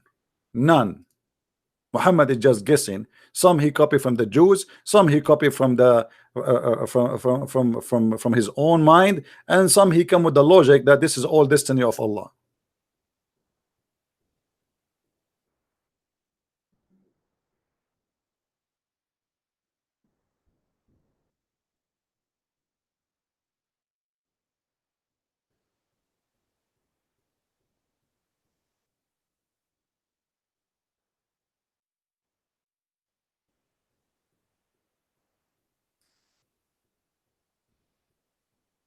Do we have any Abdul? Let me open my Skype again. Hold on. We have a Skype crash.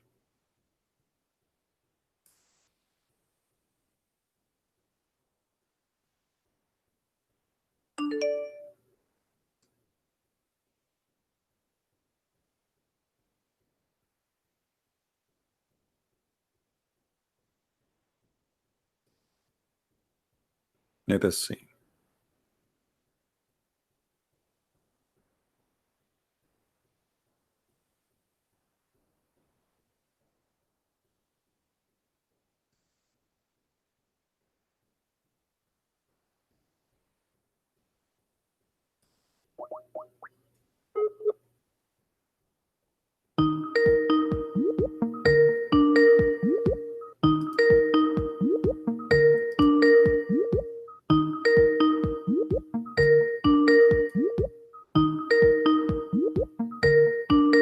Answer.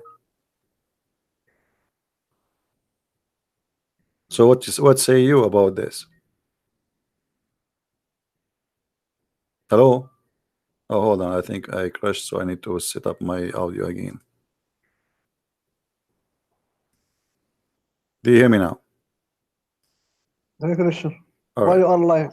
Okay, let us see who's a liar. Do you agree with your prophet saying that Shaitan, he whispered into them and he told them that you will be living for eternity and your God don't want you to eat from it because if you do so you will become an angel? Yes or no? Did Adam forget what Allah told him or not? No. He No. forget because he did against what Allah No. told him. This is not forgetting. Here we go. The Shaitan, he just confirmed that he did not forget. He discussed with them. He said your God, your God was forbidden you. Here we go. Do you see it? Do you know how to read? It says your God has forbidden you from eating from this tree. So and he did against this because because Satan deceived no, him. no, read with me. It says here, thus did he lead them into guilt. How he led them? He told them, your God forbid you, so you will not be an angel. It doesn't say that I will make you forget. It says it clearly that your God, he forbid you from eating, which means here Shaitan is confirming again what God he forbid them from doing. And then the verse number 22, it says, why they commit sin? Because this is how he led them into eating from the tree. And then in verse number 23, just to get you more busted, it says, they said, our Lord, have we wronged? This is how we wronged ourselves. They did not forget. It is very clear that Satan deceived Abdul. It's a clear contradiction. It's very stupid of your prophet to say. Now hold on. Okay, hold on. I will go with you. If Adam forget and he ate from the tree, why your God Allah kick him out from heaven?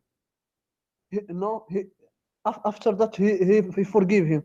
Okay, so why this will make it even more horrible, guys. Allah he forgive him, so why he kick him out from heaven?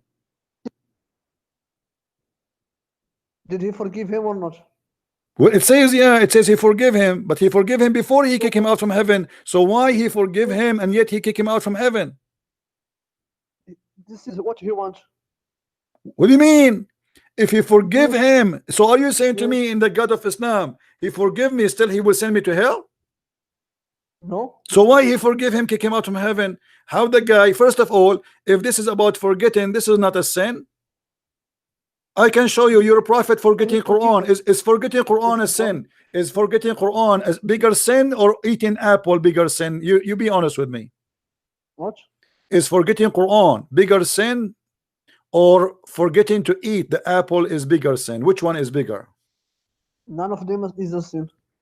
It's according to, is it intentional? None of them is a sin. So you are who?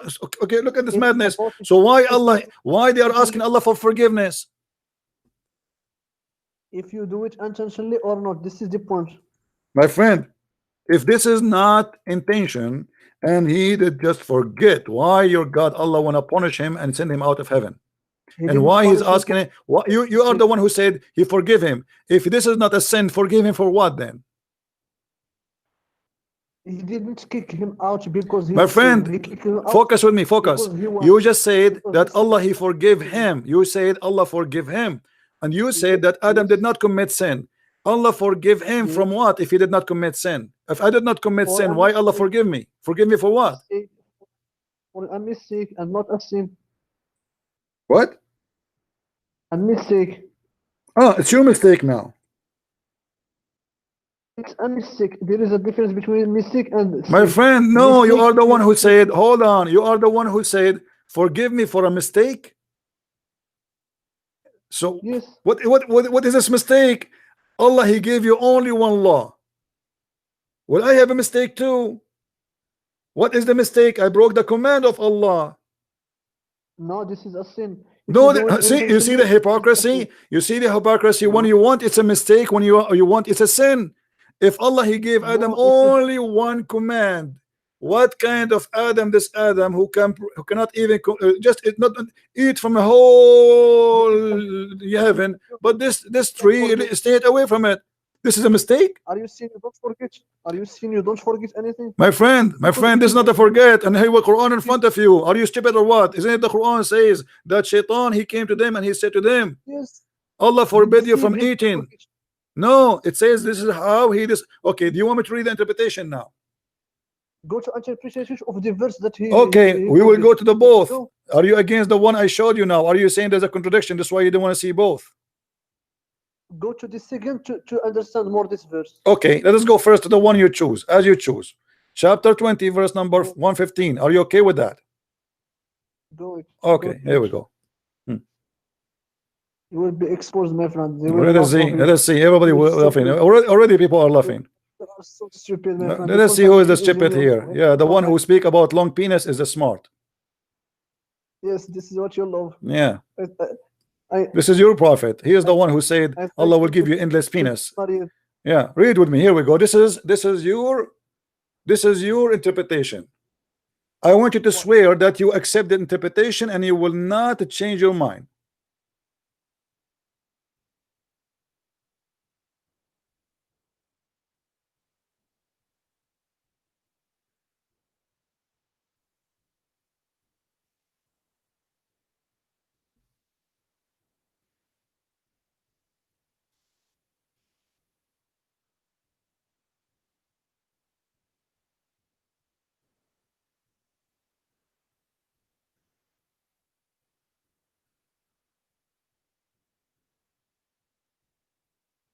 What happened? What is your read the I'm text? saying to me, okay, here we go. It's in front of you. I'm asking you, Yes. are you going to stay with this interpretation? Do you agree with it, my Yes. friend?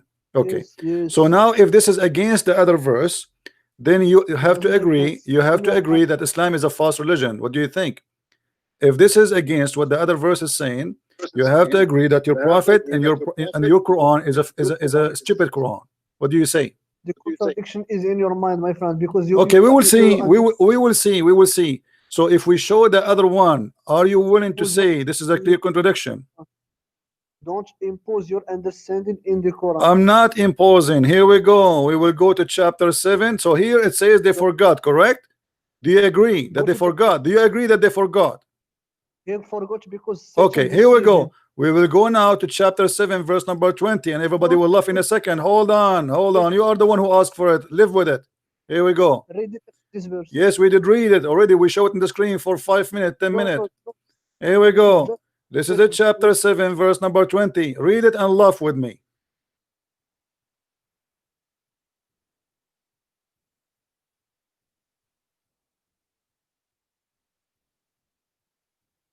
Why you change it?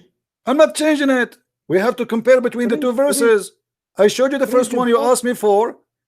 The first one, it says he forgot, no problem. But this verse here, it says they did not forget. Read it. Well, he said he didn't forget. It says here in the front of you, it says Iblis, he whispered to them. This does it say he whispered to them?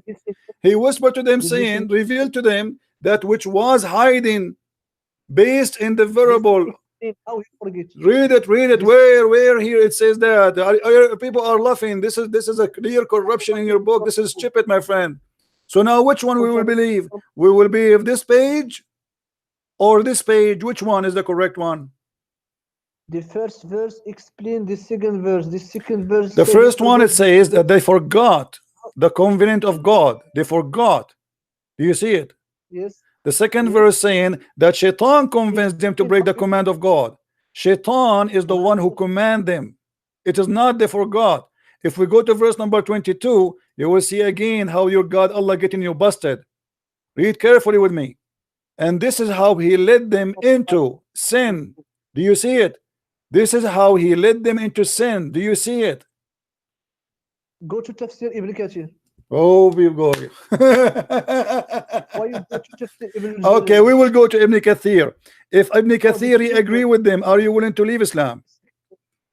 If Ibn Kathir is willing, you see, just shut man. I mean, how many tafsir I have to show you? This tafsir he don't like it. Let's go to Ibn Kathir, and then we go to Ibn Kathir. He said to me, go to Ibn, etc. What a joker, brother. Go to Ibn Kathir.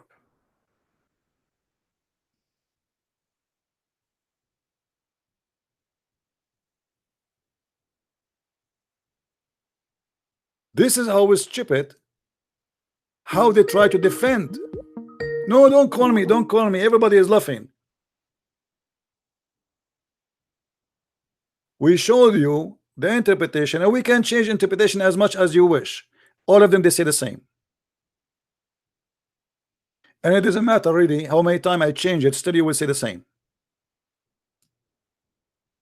Now I want you to send me text in Skype. I will show it in the screen.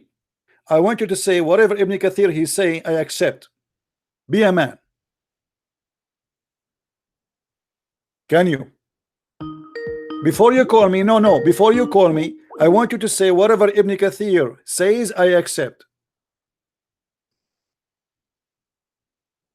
We are done with games.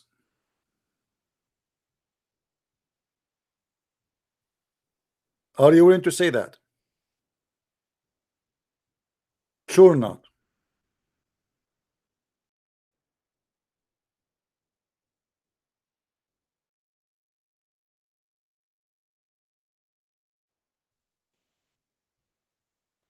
Because it's up to you.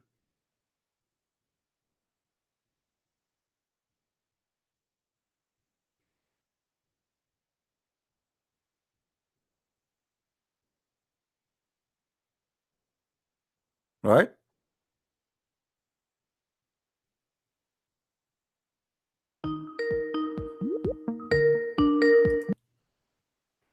Hello?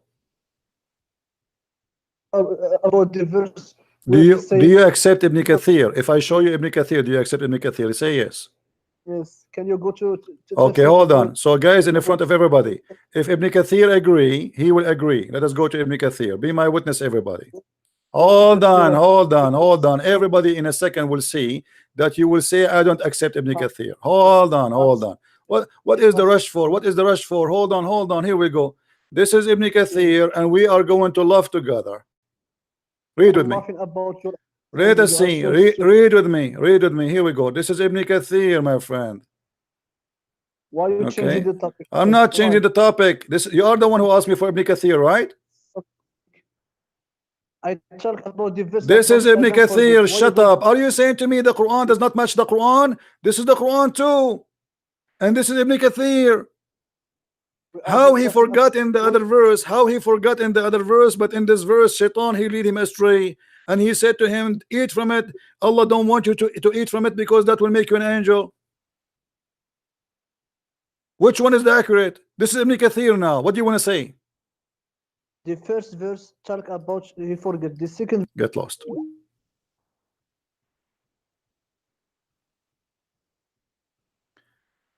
Ali Shah, why you don't call me Ali so we can laugh?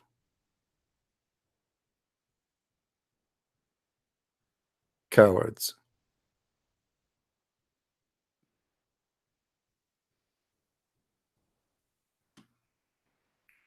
Cowards as cowards.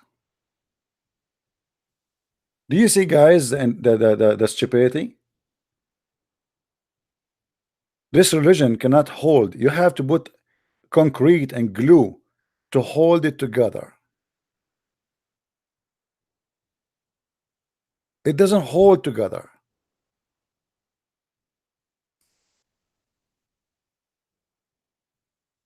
And this is why we saw the gentleman just before this Kareem.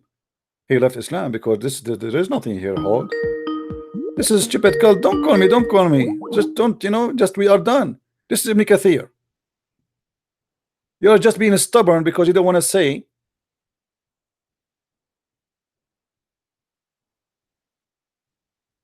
Even Ibn Kathir, he says that Allah, he made it clear for you so you don't go astray. So how they went astray, Ibn Kathir explained. So, O Adam, shall I lead you to the tree of eternity and to a kingdom that you will never waste away.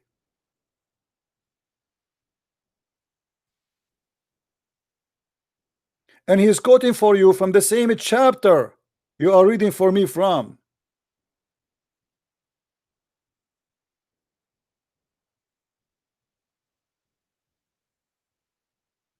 This is Ibn Kathir. When they want Ibn Kathir is bad, when they want Ibn Kathir is wrong. And that cannot be true, that both of them they are right. Because either he is forgot, by mistake he did, or Shaitan, he did lead them into sin. Both cannot be true.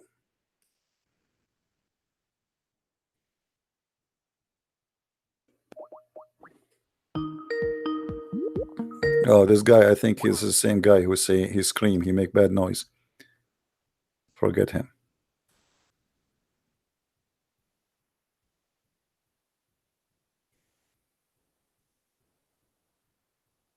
And here we go. He said before he called me, he said, I accept everything in Ibn Kathir. You see it? He accept everything in Ibn Kathir. And this is Ibn Kathir.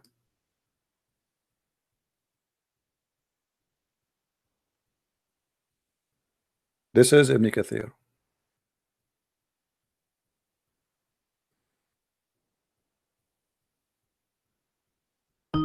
You see it? Why you keep calling me? Is that Ibn Kathir or I'm showing you something wrong? Go to Tabari. Can you go to Tabari? Okay, now so we go to the Tabari, guys. We start with the Jalalain. He asked me for At-Tabari. We go to we go to Ibn Kathir. We go to Ibn Kathir, and now go to At-Tabari, where we are going to end tomorrow. Because Tabari, do you know what he said? Blah, blah, blah, blah, blah, blah, blah. Aren't you the one who said to me go to Ibn Kathir a second ago? They are saying the same thing. Yeah, come on, just go. Don't call me for today. Give me a break. I'm done with you. Please. I'm done with you. You see how much patience really I have with those Abdul? Go here, go there, go there. We jump like monkeys from place to place. And by the way, the question why Jesus have no sin? They have no answer.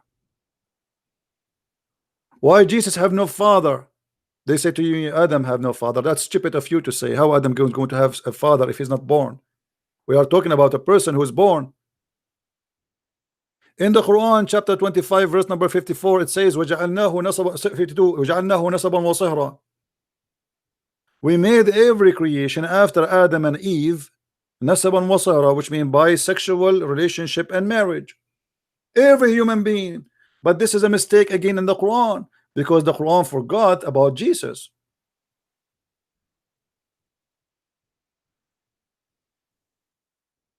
Your God is an idiot.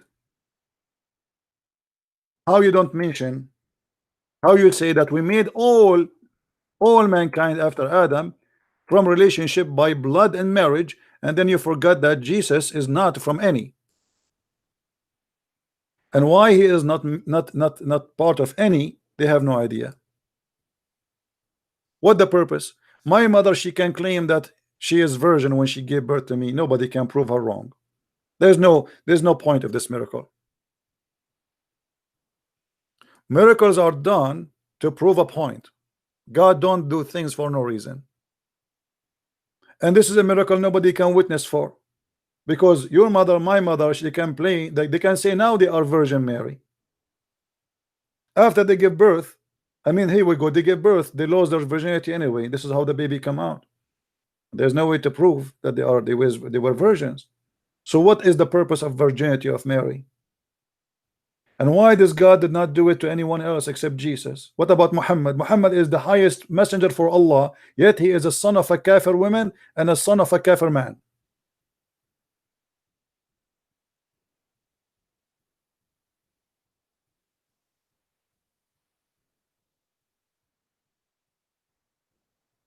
And now we show them the interpretation. They don't like the interpretation, so we change the interpretation for the second interpretation, and then they don't like the second interpretation, so we go to the third interpretation. Now if we go to At-Tabari, he will not like it too. Do you think he is going to stop there? No, he will not.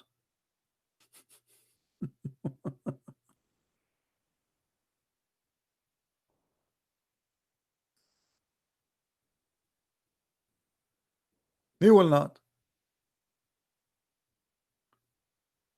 It just, you know, it's just their fiction and their stupidity. But be stubborn, because this is the only way we can survive it.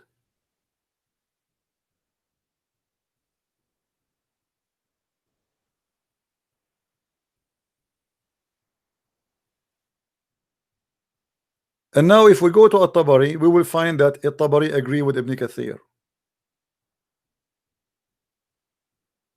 This guy, he have no idea what he's talking about.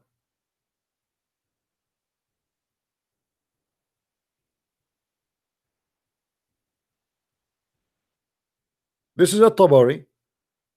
It says, فوسوس إليه الشيطان فأطاعه وخالف أمري. Shaitan, he inspired into him and he disobeyed me, and this is why I punished him. Do you see it?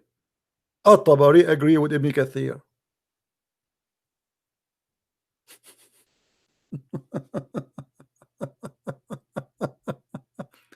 And now what he will say?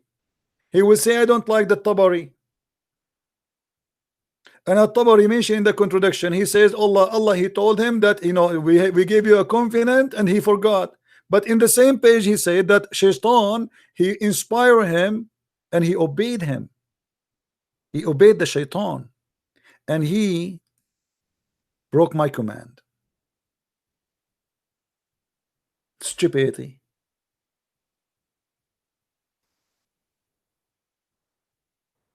And then Allah forgive Adam, and after he forgave him, he kicked him out from heaven. What a madness. So what the forgiveness mean?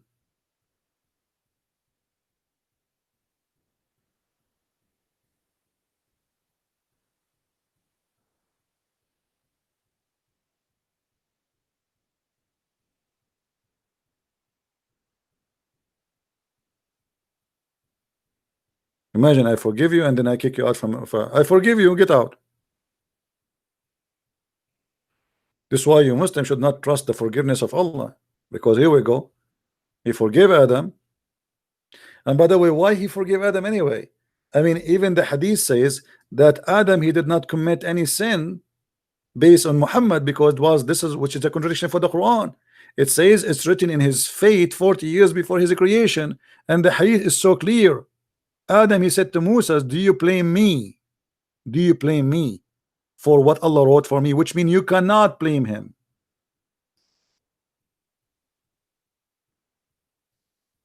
Do you blame me for an action? What action? Eating from the tree, supposedly. Can you blame me? You cannot. And Muhammad, he agreed with Adam, says, you know, so Adam, he confuted Moses, and he repeat that 3 times. So we cannot blame Adam, but Allah blaming Adam in the Quran. Say Shaitan, he inspired them, and he told them, if you eat from this tree. You are calling me with the new names? Why you are calling me now? You are talking about this hadith. Why you don't understand it? No, you explain to me. Go ahead. Do you believe in that Allah your Jesus know all things before it happens? I don't understand a word from what you said. Explain the hadith for me. Go ahead. The hadith says that Allah, before he created the creation, he knows what are what. This is not about he knows. He said it clearly. He said it clearly that you cannot blame me for my sin, for Allah decreed that for me. Don't you see it? You cannot blame me. Do you blame me? Do you blame me? So we cannot blame Adam. Why we cannot blame Adam? Give me the answer. Why we cannot blame Adam for the sin which he did? What is the logic? Because he knew that Allah knows what he will do. No, this is not what it says. This is not what it says. It says Allah, he decreed that for me. It says Allah, he wrote for me my fate. This is what it is. Let me show you another hadith to make you more clear for you. You Muslims are hold on. Read with me this hadith and laugh. Do you see it? Does it say, read with me carefully, and everybody read with me please, and laugh at this cult. Do you blame me? Do you blame me for doing a deed which Allah had decreed that I should do 40 years before he created me? Do you know what decreed mean? Do you know qada or qada? Yes, so Allah, he decreed that for him, so you can't blame him. So if Allah, he make, you know, come on, don't call me please today again. I'm going to vomit, my friend. Are you slow? Are you stupid or what? It says Allah, he decreed for me. Do you blame me? The guy blaming him for what? Blaming him for the sin. Because of you, we are out of heaven, correct? No. Yes, Moses says that to him.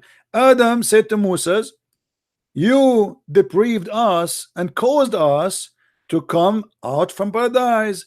So Musa saying to Adam, shut up, that because of you, you caused us to go out of paradise. Adam said to him, do you blame me for what Allah decreed for me as an action which I must do 40 years before he created me? Do you see it? Yes, but your understanding is wrong. Oh, what is that wrong?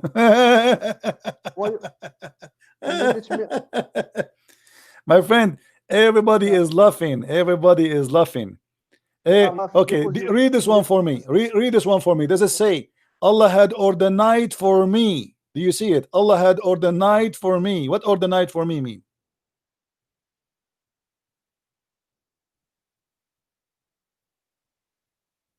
Do you blame me for an act which Allah had ordained for me? What does that mean? There is no problem in this, because this is from the knowledge of God. Get lost. I'm talking to myself. Knowledge of God. Your God have no knowledge, my friend. Your God, he think the sperm of the women have a sperm and coming from their ribs. Your God, he think if a woman have orgasm first, the baby will be a girl. If the man have orgasm first, the baby will be a boy. What knowledge?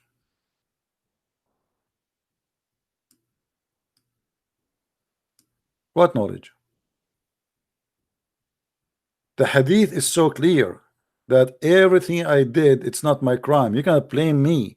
It's not me who made you go out of heaven. It is what Allah He wrote for me in my destiny. It's an act, it's an action I have to do.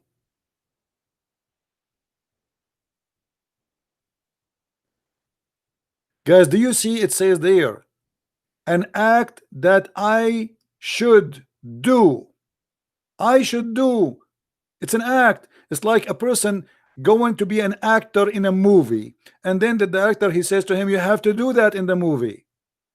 You have to say this, you have to do that. So do you blame me for a script I just did, written for me, as it's written for me? I did it, and I should do. I have no choice to do or not.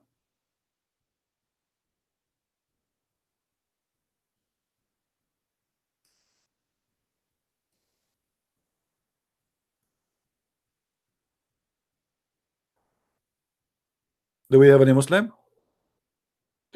If there's any Muslim who decide to leave Islam today, additional to our brother today who left Islam, glory to the Lord. Almost every day we go live on stream, we have somebody leaving Islam. And today we are blessed that we have a brother who left Islam. He's smart, and he accepted the Messiah, and he washed his sin with his tears.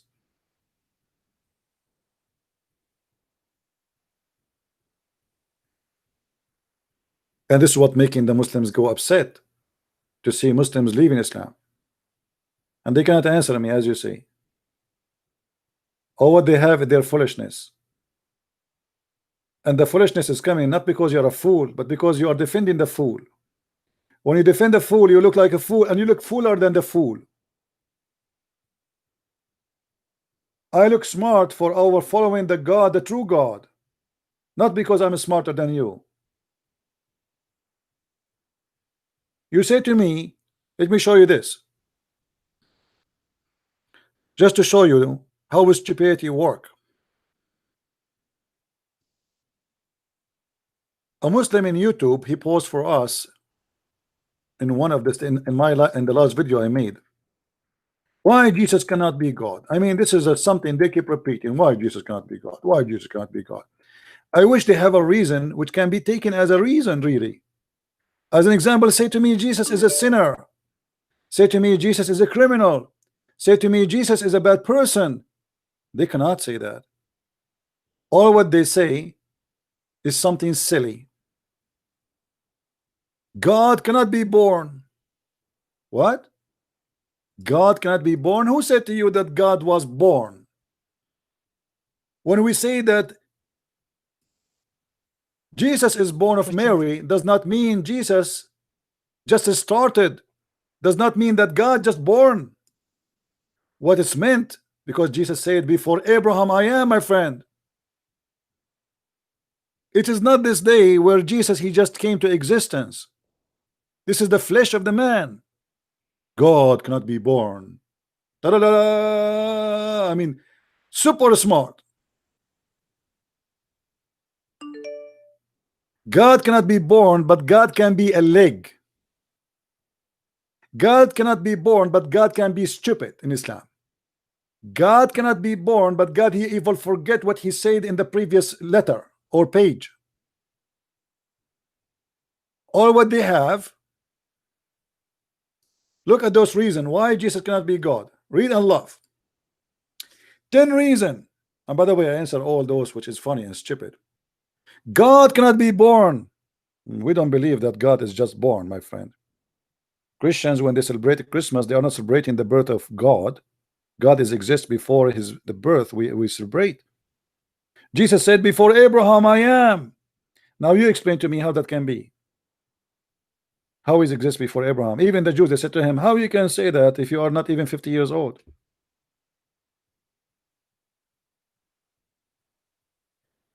Jesus never said I'm God. What make person a God or not if he say I am God? No, Jesus he said many times I'm God. From the first verse in the Bible to the last verse, Jesus saying I'm God. Jesus said to the Jews, what do you say of the Messiah? They said he is the son of David. He said to them, well, if he is son of David, then how David call him God? And Jesus never said, I'm God. I can show you tons of verses. Show me God. Show me the Father. Jesus said to them, I am with you all this time and you don't know me. What do you mean? He said, I am. How God he spoke about himself in the Bible? When Moses asked him, who are you? What God he said? He said, I am. Jesus said the same. I am God. Hypocrite liars.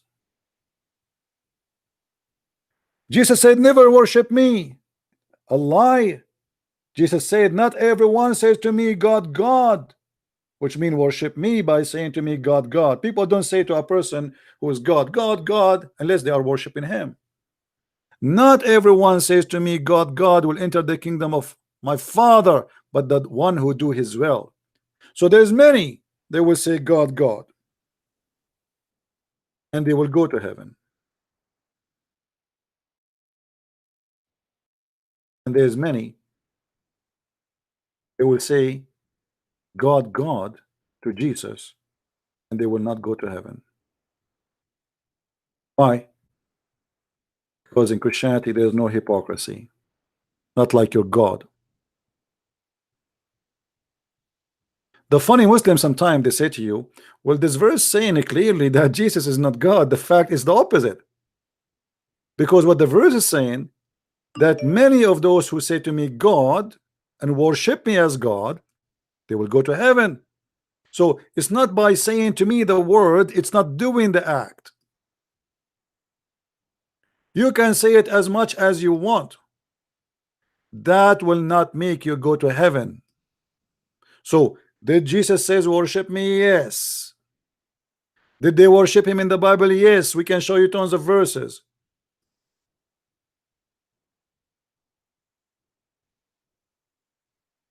Matthew 7. Judge not, that ye be not judged. For with what judgment ye judge, ye shall be judged. And with what measure ye mete, it shall be measured to you again. And why beholdest thou the mote that is in thy brother's eye, but considerest not the beam that is in thine own eye? How wilt thou say to thy brother, let me pull out the mote? The Muslim they speak about we are pagan when they are the one who kisses stones. Where is the paganism in Christianity? They are the one who go to a stone, go around the stone, kiss a stone, and touch a stone to forgive their sin. And you are talking about paganism.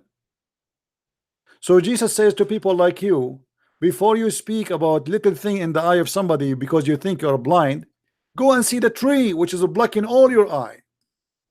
Before you lecture us about what is right, what's wrong, go and look at your religion, which everything in it is false and stupid. A God who wanna provide us vagina. Your God even have a lack of dignity. Because imagine I go to a God and this God he says to me, if you believe in me, let me show you what I have for you in the box. What you have for me in the box, Allah? Can you show me, please? I have naked women for you, horny. Each time you have sex with them, they will jump on you.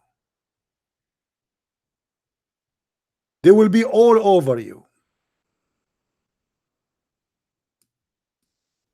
So here we go, you have a God. But your God obviously is a perverted God. What about you prove to me that your God, he is the God of dignity? Guys, if you watch the previous videos, you will see the Muslims, they are calling me, including this guy who called me today, saying, yes, in the heaven of Allah, we have no problem to have sex with our mother. Sex with our children. Sex with our niece, our sister, our grandmother. Even sex with men and boys. And that is God? They confirm to us that in the heaven of Islam there is no morality. And I agree. There's no morality. For this is the heaven of the devil. The devil, he invite people who have no morality to be part of his party.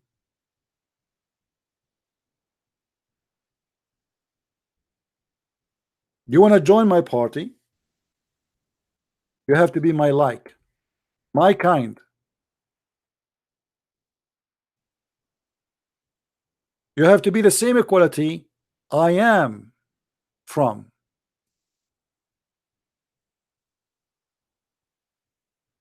Everyone goes where he belongs, my friend. The horny God invite the horny men. The holy God, he invite the holy ones to be in his kingdom. Out of thine eye, and behold, a beam is in thine own eye. Thou hypocrite, first cast out the beam out of thine own eye, and then shalt thou see clearly to cast out the mote out of thy brother's eye. Give not that which is holy unto the dogs, neither cast ye your pearls before swine, lest they trample them under their feet, and turn again, and rend you. Ask, and it shall be given you. Seek, and ye shall find. Knock, and it shall be opened unto you. For every one that asketh receiveth, and he that seeketh findeth, and to him that knocketh it shall be opened. Or what man is there of you, whom, if his son ask bread, will he give him a stone? Or if he ask a fish, will he give him a serpent? If ye then, being evil, know how to give good gifts unto your children, how much more shall your Father which is in heaven give good things to them that ask him? Therefore all things whatsoever ye would that men should do to you, do ye even so to them. For this is the law and the prophets. Enter ye in at the strait gate. For wide is the gate, and broad is the way that leadeth to destruction, and many there be which go in thereat. Because strait is the gate, and narrow is the way which leadeth unto life, and few there be that find it. Beware of false prophets, which come to you in sheep's clothing, but inwardly they are ravening wolves. Ye shall know them by their fruits. By their fruits, my Do friend. men gather grapes of thorns? You shall know them by their fruits. You want to judge Jesus? Speak about his fruits. You want to judge Allah? Speak about his fruits. If the God of Islam is not satanic, how he made his prophet in love with the children to have sex with them? A rapist, a criminal, a liar, a cheater, and all of this written in their Islamic books. How that can be? How the best of Muslims can be like this, unless the God of Islam is the same as that? If this is the best I choose for you, what is the worst? The God of Islam, he could not find for us a better quality than Muhammad to be a prophet of God. Somebody saying he is trying to call me. His name is Hamza, right? Okay, Hamza, text me. I will call you. What is your name, Hamza? There. What's your name in Skype? I see nobody there.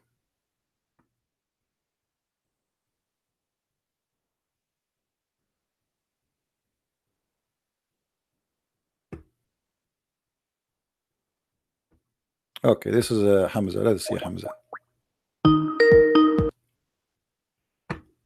Yes, Hamza, how are you? Can you hear me? Hello. Hold on.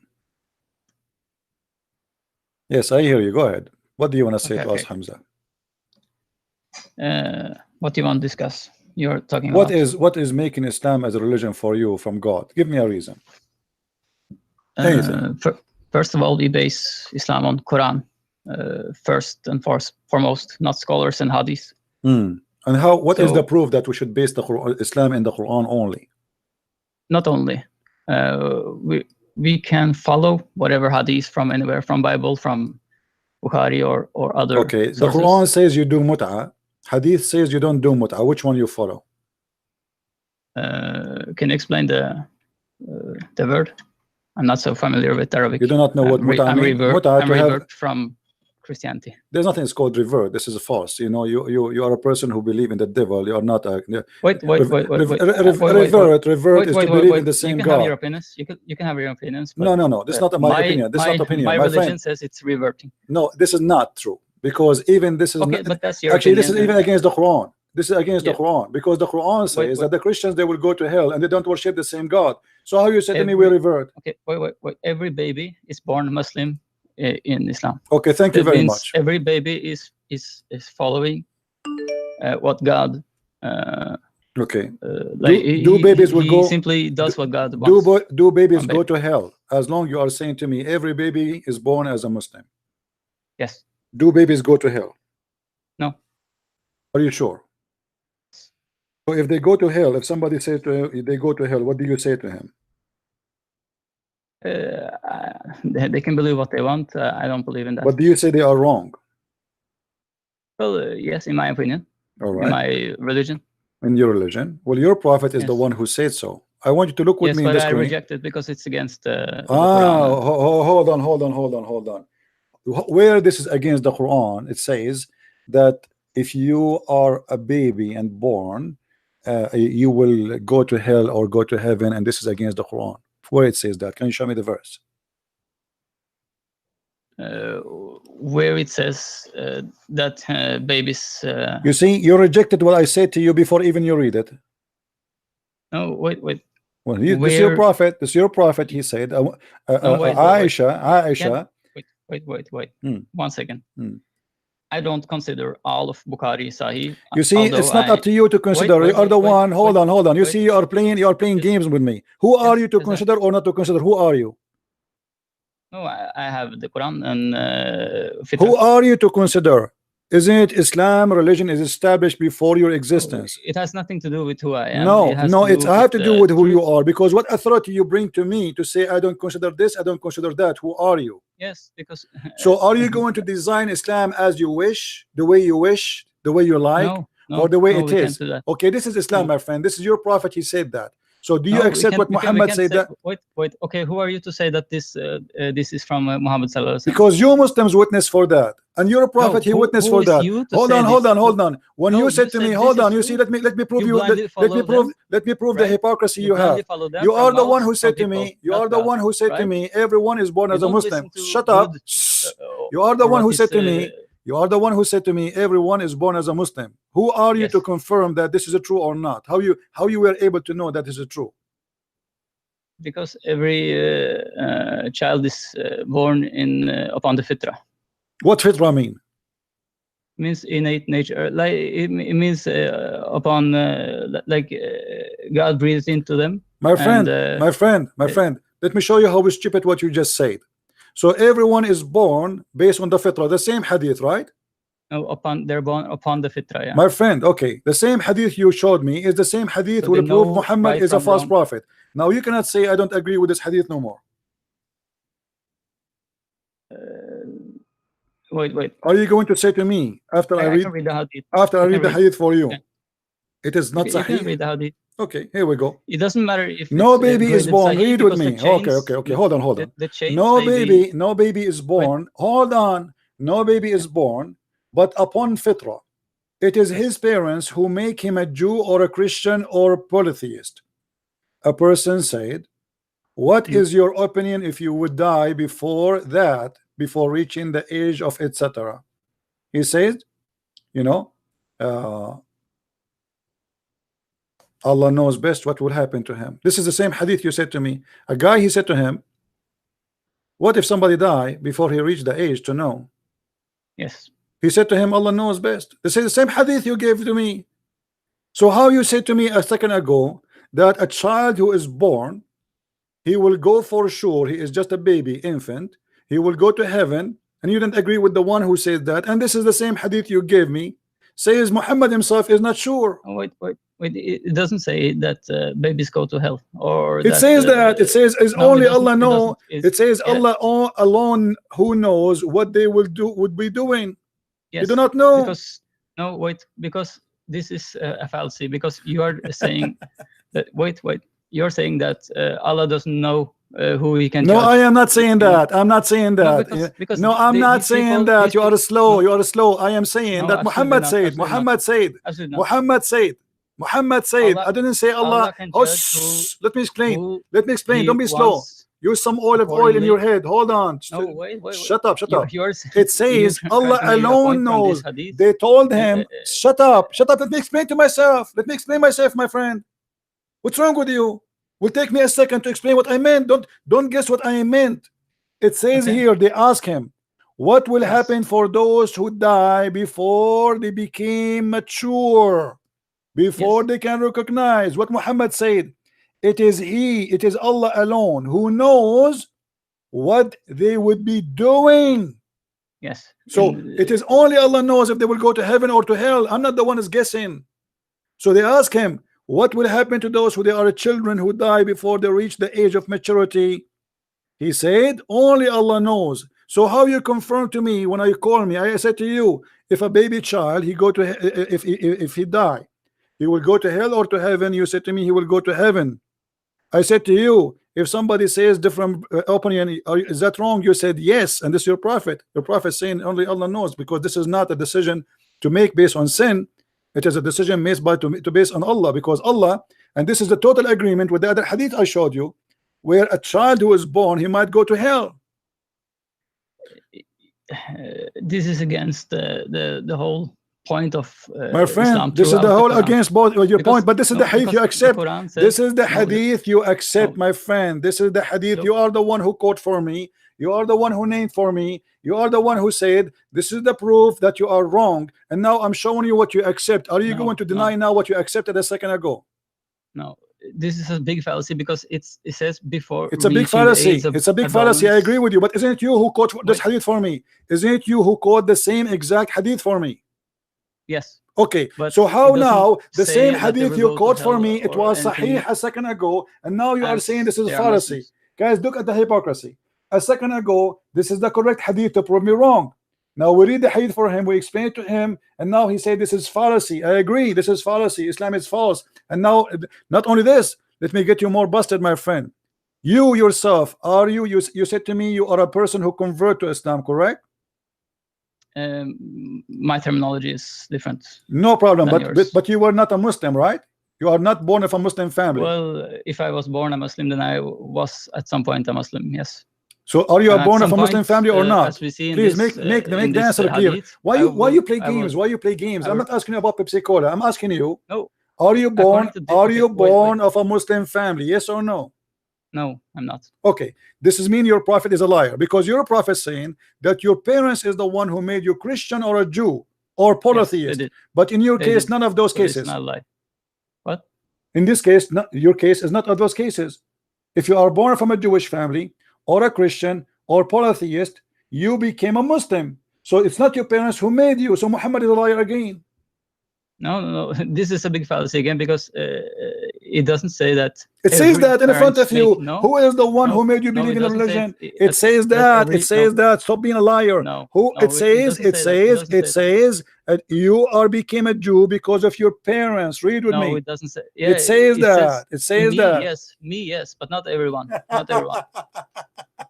Not everyone. It says everyone. Yeah, it says everyone is born a Muslim. You see how we are shooting wait, yourself. wait. It is you. Let's go through this. It is you who said everyone is born as a Muslim. So what is the original? Let me explain what I mean. If you have a baby, you're a Christian and another Christian, and they adopt the baby, it won't be necessarily grown up as them, right? Because if you are born, don't tell me. Tell that your prophet. Your prophet saying everyone is born as a Muslim. Abdul, stop being stupid. Stop being stupid. Stop being stupid. You are born as a Muslim, as you said to me. You are growing up in certain circumstances that are outside of. Get lost. You did not even were able to handle 30-second talking to me. You got yourself busted. And this is the proof that Islam is a stupid religion, because Muhammad himself is not the son of believers. How then you say to me that you became what you are because of your parents? How you say to me you became a convert?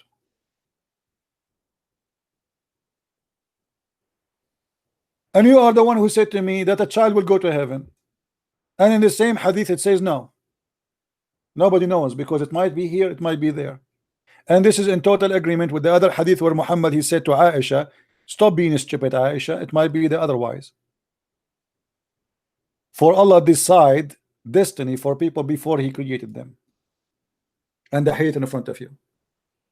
So look what they do. I don't like this hadith. This hadith is very embarrassing. Oh, the prophet here looks so stupid. I don't like it. I reject this hadith.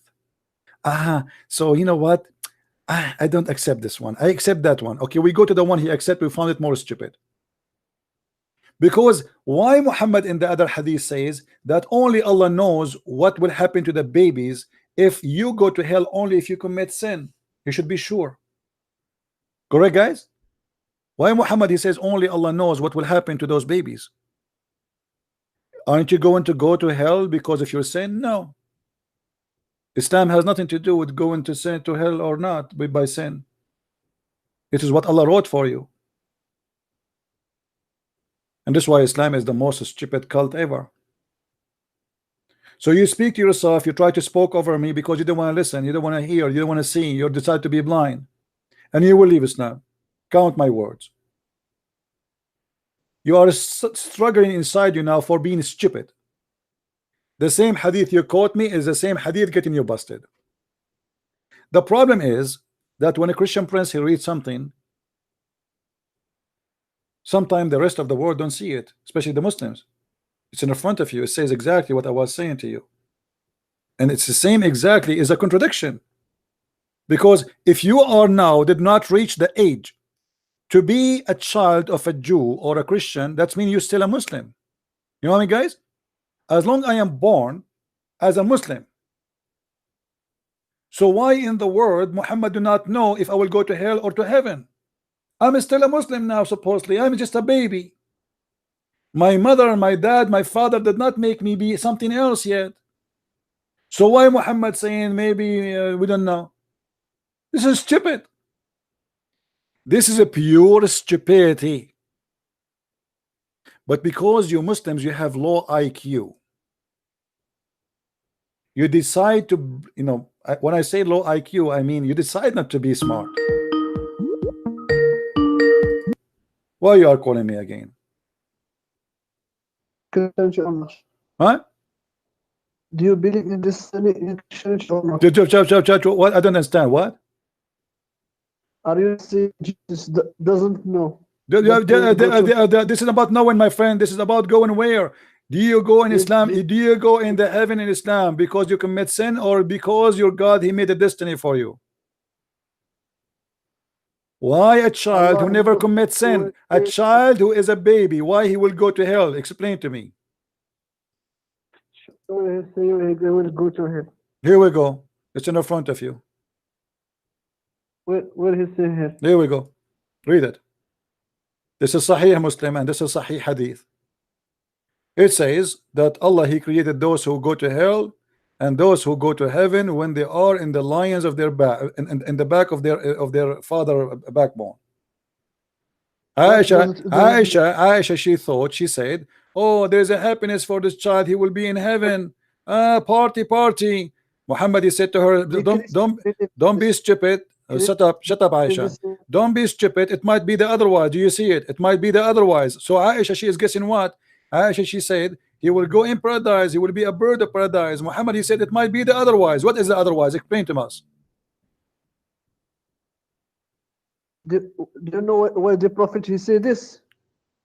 Because he want to teach Aisha that the only God who knows who will go to heaven. My friend, don't be stupid. It says he continued. He did not stop talking. He said, because God he created for people of paradise when they are in the backbone of their father, and those who for hell when they are in the back of their father. So here we go. This baby never commits sin. This is not only about only God knows. This is about that God decide already. It's not about knowledge. It's about who decide. Read for me. He created people of. Who decided? Is it Aisha or the Prophet or the God or Allah? Get lost.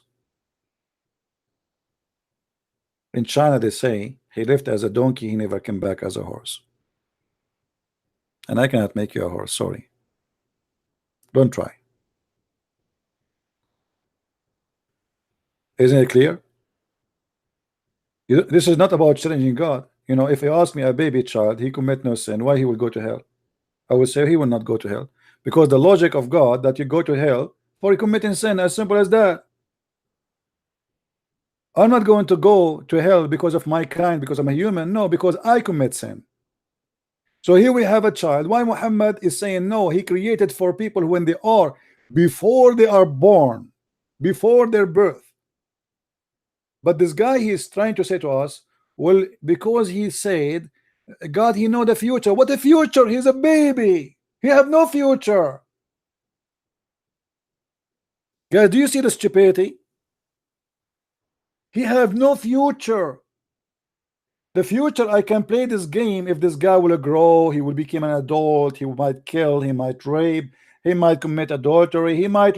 This is a baby, an infant. What the future? This is not about knowing the future. What the future? This guy will do poo-poo? We knew his future already. He died. Since he is born until now, he did nothing except sleeping and crying and doing poo-poo.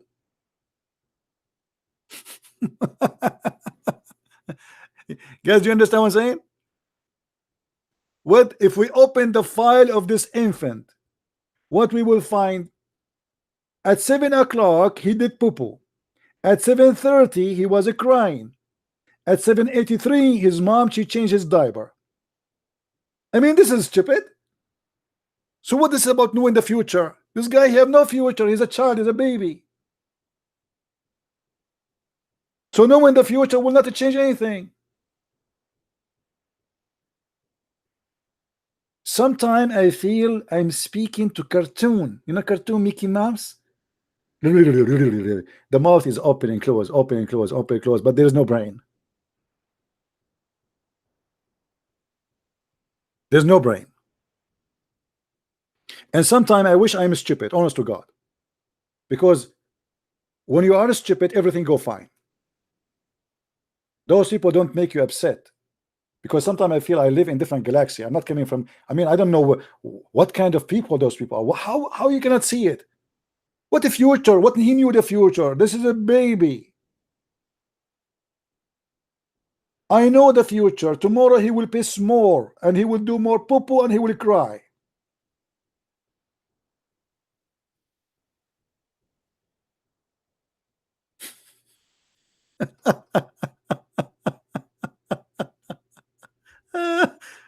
Oh boy.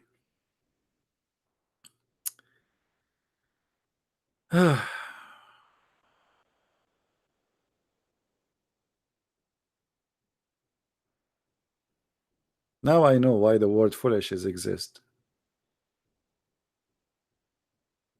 You have to be mentally ill. Literally. And I feel sorry for those men when they get married. I mean, imagine this guy and this guy, he will be a father and he will teach his children wisdom. If the father is like that, what is the kids will be? And what will happen to the wife? Islam says that women have half a brain. If you Muslim women have half a brain and your husband don't have a brain at all, so who's going to teach the children? God, he know the future. This is a baby.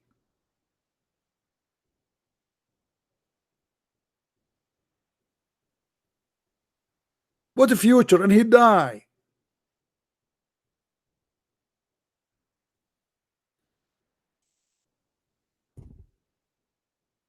Madness and stupidity. And the other guy, he said to me, the prophet says everyone is born as a Muslim. What does that mean?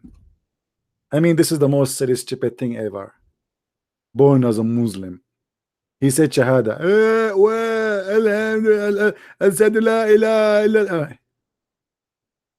I agree. When I was a kid, I was obviously I was a Muslim because I used to do it in my diaper. This is the only thing you have to prove that this is a Muslim. No brain. Put some dirt in the front of you, you put it in your mouth. That is a Muslim. Camel urine in front of him, he think it's whiskey. He drink it. That is a Muslim.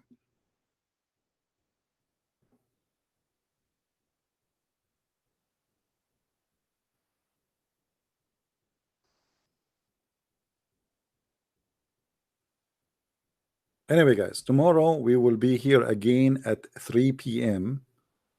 Eastern time, and I will be with the apostate prophet. We will broadcast on my channel and his channel, so feel free to join whatever you wish of them. So my channel will be open tomorrow earlier than 3, maybe 2:30, something like that, or maybe even 2. I will see. And then he will be we will join the 2 channels together, me and the apostate prophet. I think many of you know him already. So be with us and join us, and we pray that is going to be good for all of those who want to learn. And my friend, if you are a Muslim, your problem is the following: you are trying to defend a stupid prophet, and that make you look stupid. I don't want to insult you, but you are insulting yourself for believing in such a garbage. A child, he might go to hell even though he commit no sin. Jesus said, if you don't become the same as those little ones, you will not enter the kingdom of my Father. It was a requirement to be honest like them. They are the one who will go first. Your God saying the opposite, and this is stupid. In different hadith, Muhammad, he said, if you don't commit sin, Allah will destroy you, and he will replace you with a nation who commits sin. So Allah, he like those who commit sin. What a silly cult. If we don't commit sin, God will destroy us. And as you see, this is Sahih. This God, he like those who commit sin. By him in whose hand is my life. Muhammad taking a serious oath. And when Muhammad he take a serious oath, it means he would do a big poo-poo. Get your tissue, open your window, turn on the fan. By him in whose my hand in my life, if you were not to commit sin, Allah would sweep you out of existence, and he would replace you by those who would commit sin and seek forgiveness. This is the fantasy of Allah. Some of us like to watch movies, action movies. Some of us, we like to watch romantic movies. Some of us like in music. Allah, he like to watch sinner people who ask him for sin. Otherwise, he's bored. He will call Jibril, Jibril, do something, brother. Those people are not committing sin. I'm really getting bored. Oh Allah, please don't destroy them first. I will make them commit sin. What the heck? This is God? If this is God, who is donkey?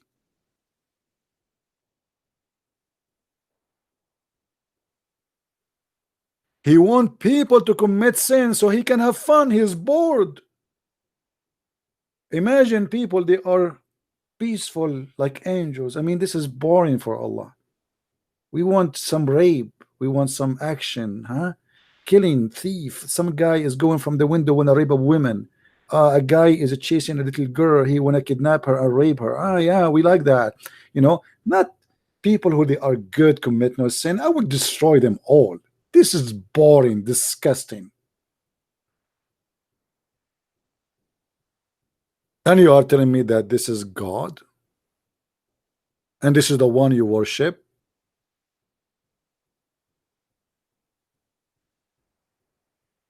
No, I cannot call Zakir Naik because Zakir Naik, he accused me because I'm calling him after the middle of the night. He accused me of sexual harassment. I told you once of the time, don't call me after the middle of the night. And if you call me, I'm going to call the police for you. Brother Zakir Naik, but we have no other scholar except you. You are the only smart Muslim between all the Muslims. There is a sister ask you a question, why a Muslim woman, she can't be a prophet. Can you repeat please what she said? What you said to her? I will sit there asking question. Why in Islam there are no women to the prophet? And this is a very legitimate question. The reason in Islam, for sure, I confirm to you, in Islam there is no women to the prophet. And the reason for that is very limited. If a woman to become a prophet, you have to lead the congregation. If you lead the congregation, you have to bend over and you have to pray. And if you bend over, the Muslim will be disturbed and they can't pray. Brother Zakir Naik, are you saying that she cannot be a prophet because of her ass? When she bend over, everybody will look at her ass? Exactly, brother. So if we have Muslim in front of us, and he is the women, and he is leading the congregation, and he do to do, and we do, and he is leading bend over, the Muslim, they will go crazy. And he's right. Do you remember the hadith where it says that a bunch of guys, they came to the Caliphate Uthman, and they said to him, we have an imam who is a gay, and he is seducing us with his ass. Uthman, he said, so what? Pray behind him. But here you notice the funny about this story, why those Muslims are suffering from fitna and trial if he is just a gay. That's mean they are getting tempted by his ass. That's mean they are gay too. Because if a gay, he bend over in front of you, and that is a temptation for you, that's mean you must be a homo. Otherwise, how you get tempted?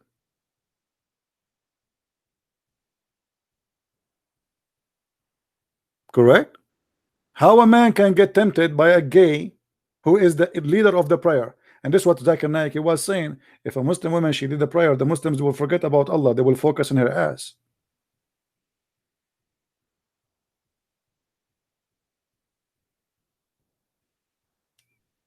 Those people, they are tempted by an ass of a gay. Well, you must be a gay yourself. A man, he got in trial because of an ass of a gay. He must be a gay.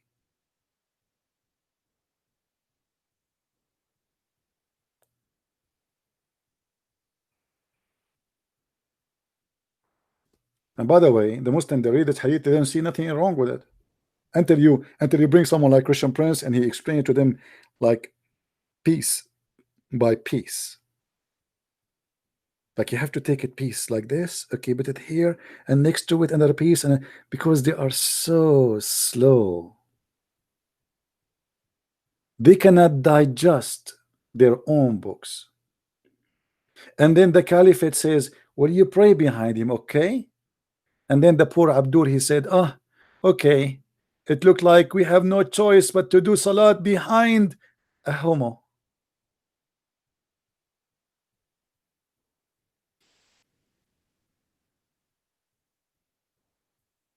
That is Islam, my friend. I'm not going to stay longer. I know there's 900 people listening, but we are done for today. I want to say thank you for everybody.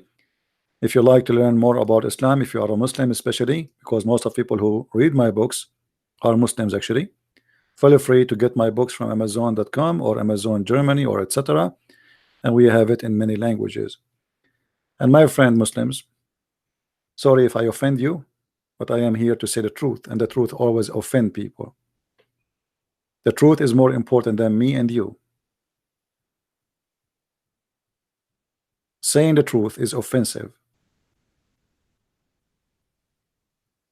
It hurt, but it's not my fault. I'm here to save you. I don't hate you. I don't hate Muslims. I will never hate Muslims. My Lord the Messiah, he said, love your enemy. We love you, and we will never hate you, even if the God of Islam try us to make hate to hate each other. I will not do that. I will not fail to the trap of Satan. I'm here because we love you, not because we hate you. May the Lord guide us all and show us the truth, and the truth will set you free. And this is why Jesus said, I am the truth. And Muslims, they say, where he said, I am God. One of the names of your God is the truth. Your God trying to copy the name of Jesus. But there's nothing truthful about your God. But yet he's trying to say, I am Jesus, worship me. Jesus said, I am the Alpha, I am the Omega, I am the beginning, I am the end, I am the resurrection. Whoever believe in me and die will live. And yet you say to me, where Jesus said, I am God, worship me. I am the resurrection, I am the life. I am who I am. I am the Lord. I am the beginning, I am the end. I am the light. I am the good shepherd. And there's no good but God. Thank you very much for being here, and may the Lord bless you. See you tomorrow at maybe 2 p.m. New York time, and we have our interview with Apostate Prophet. Be here and join us and tell your friends. Thank you very much.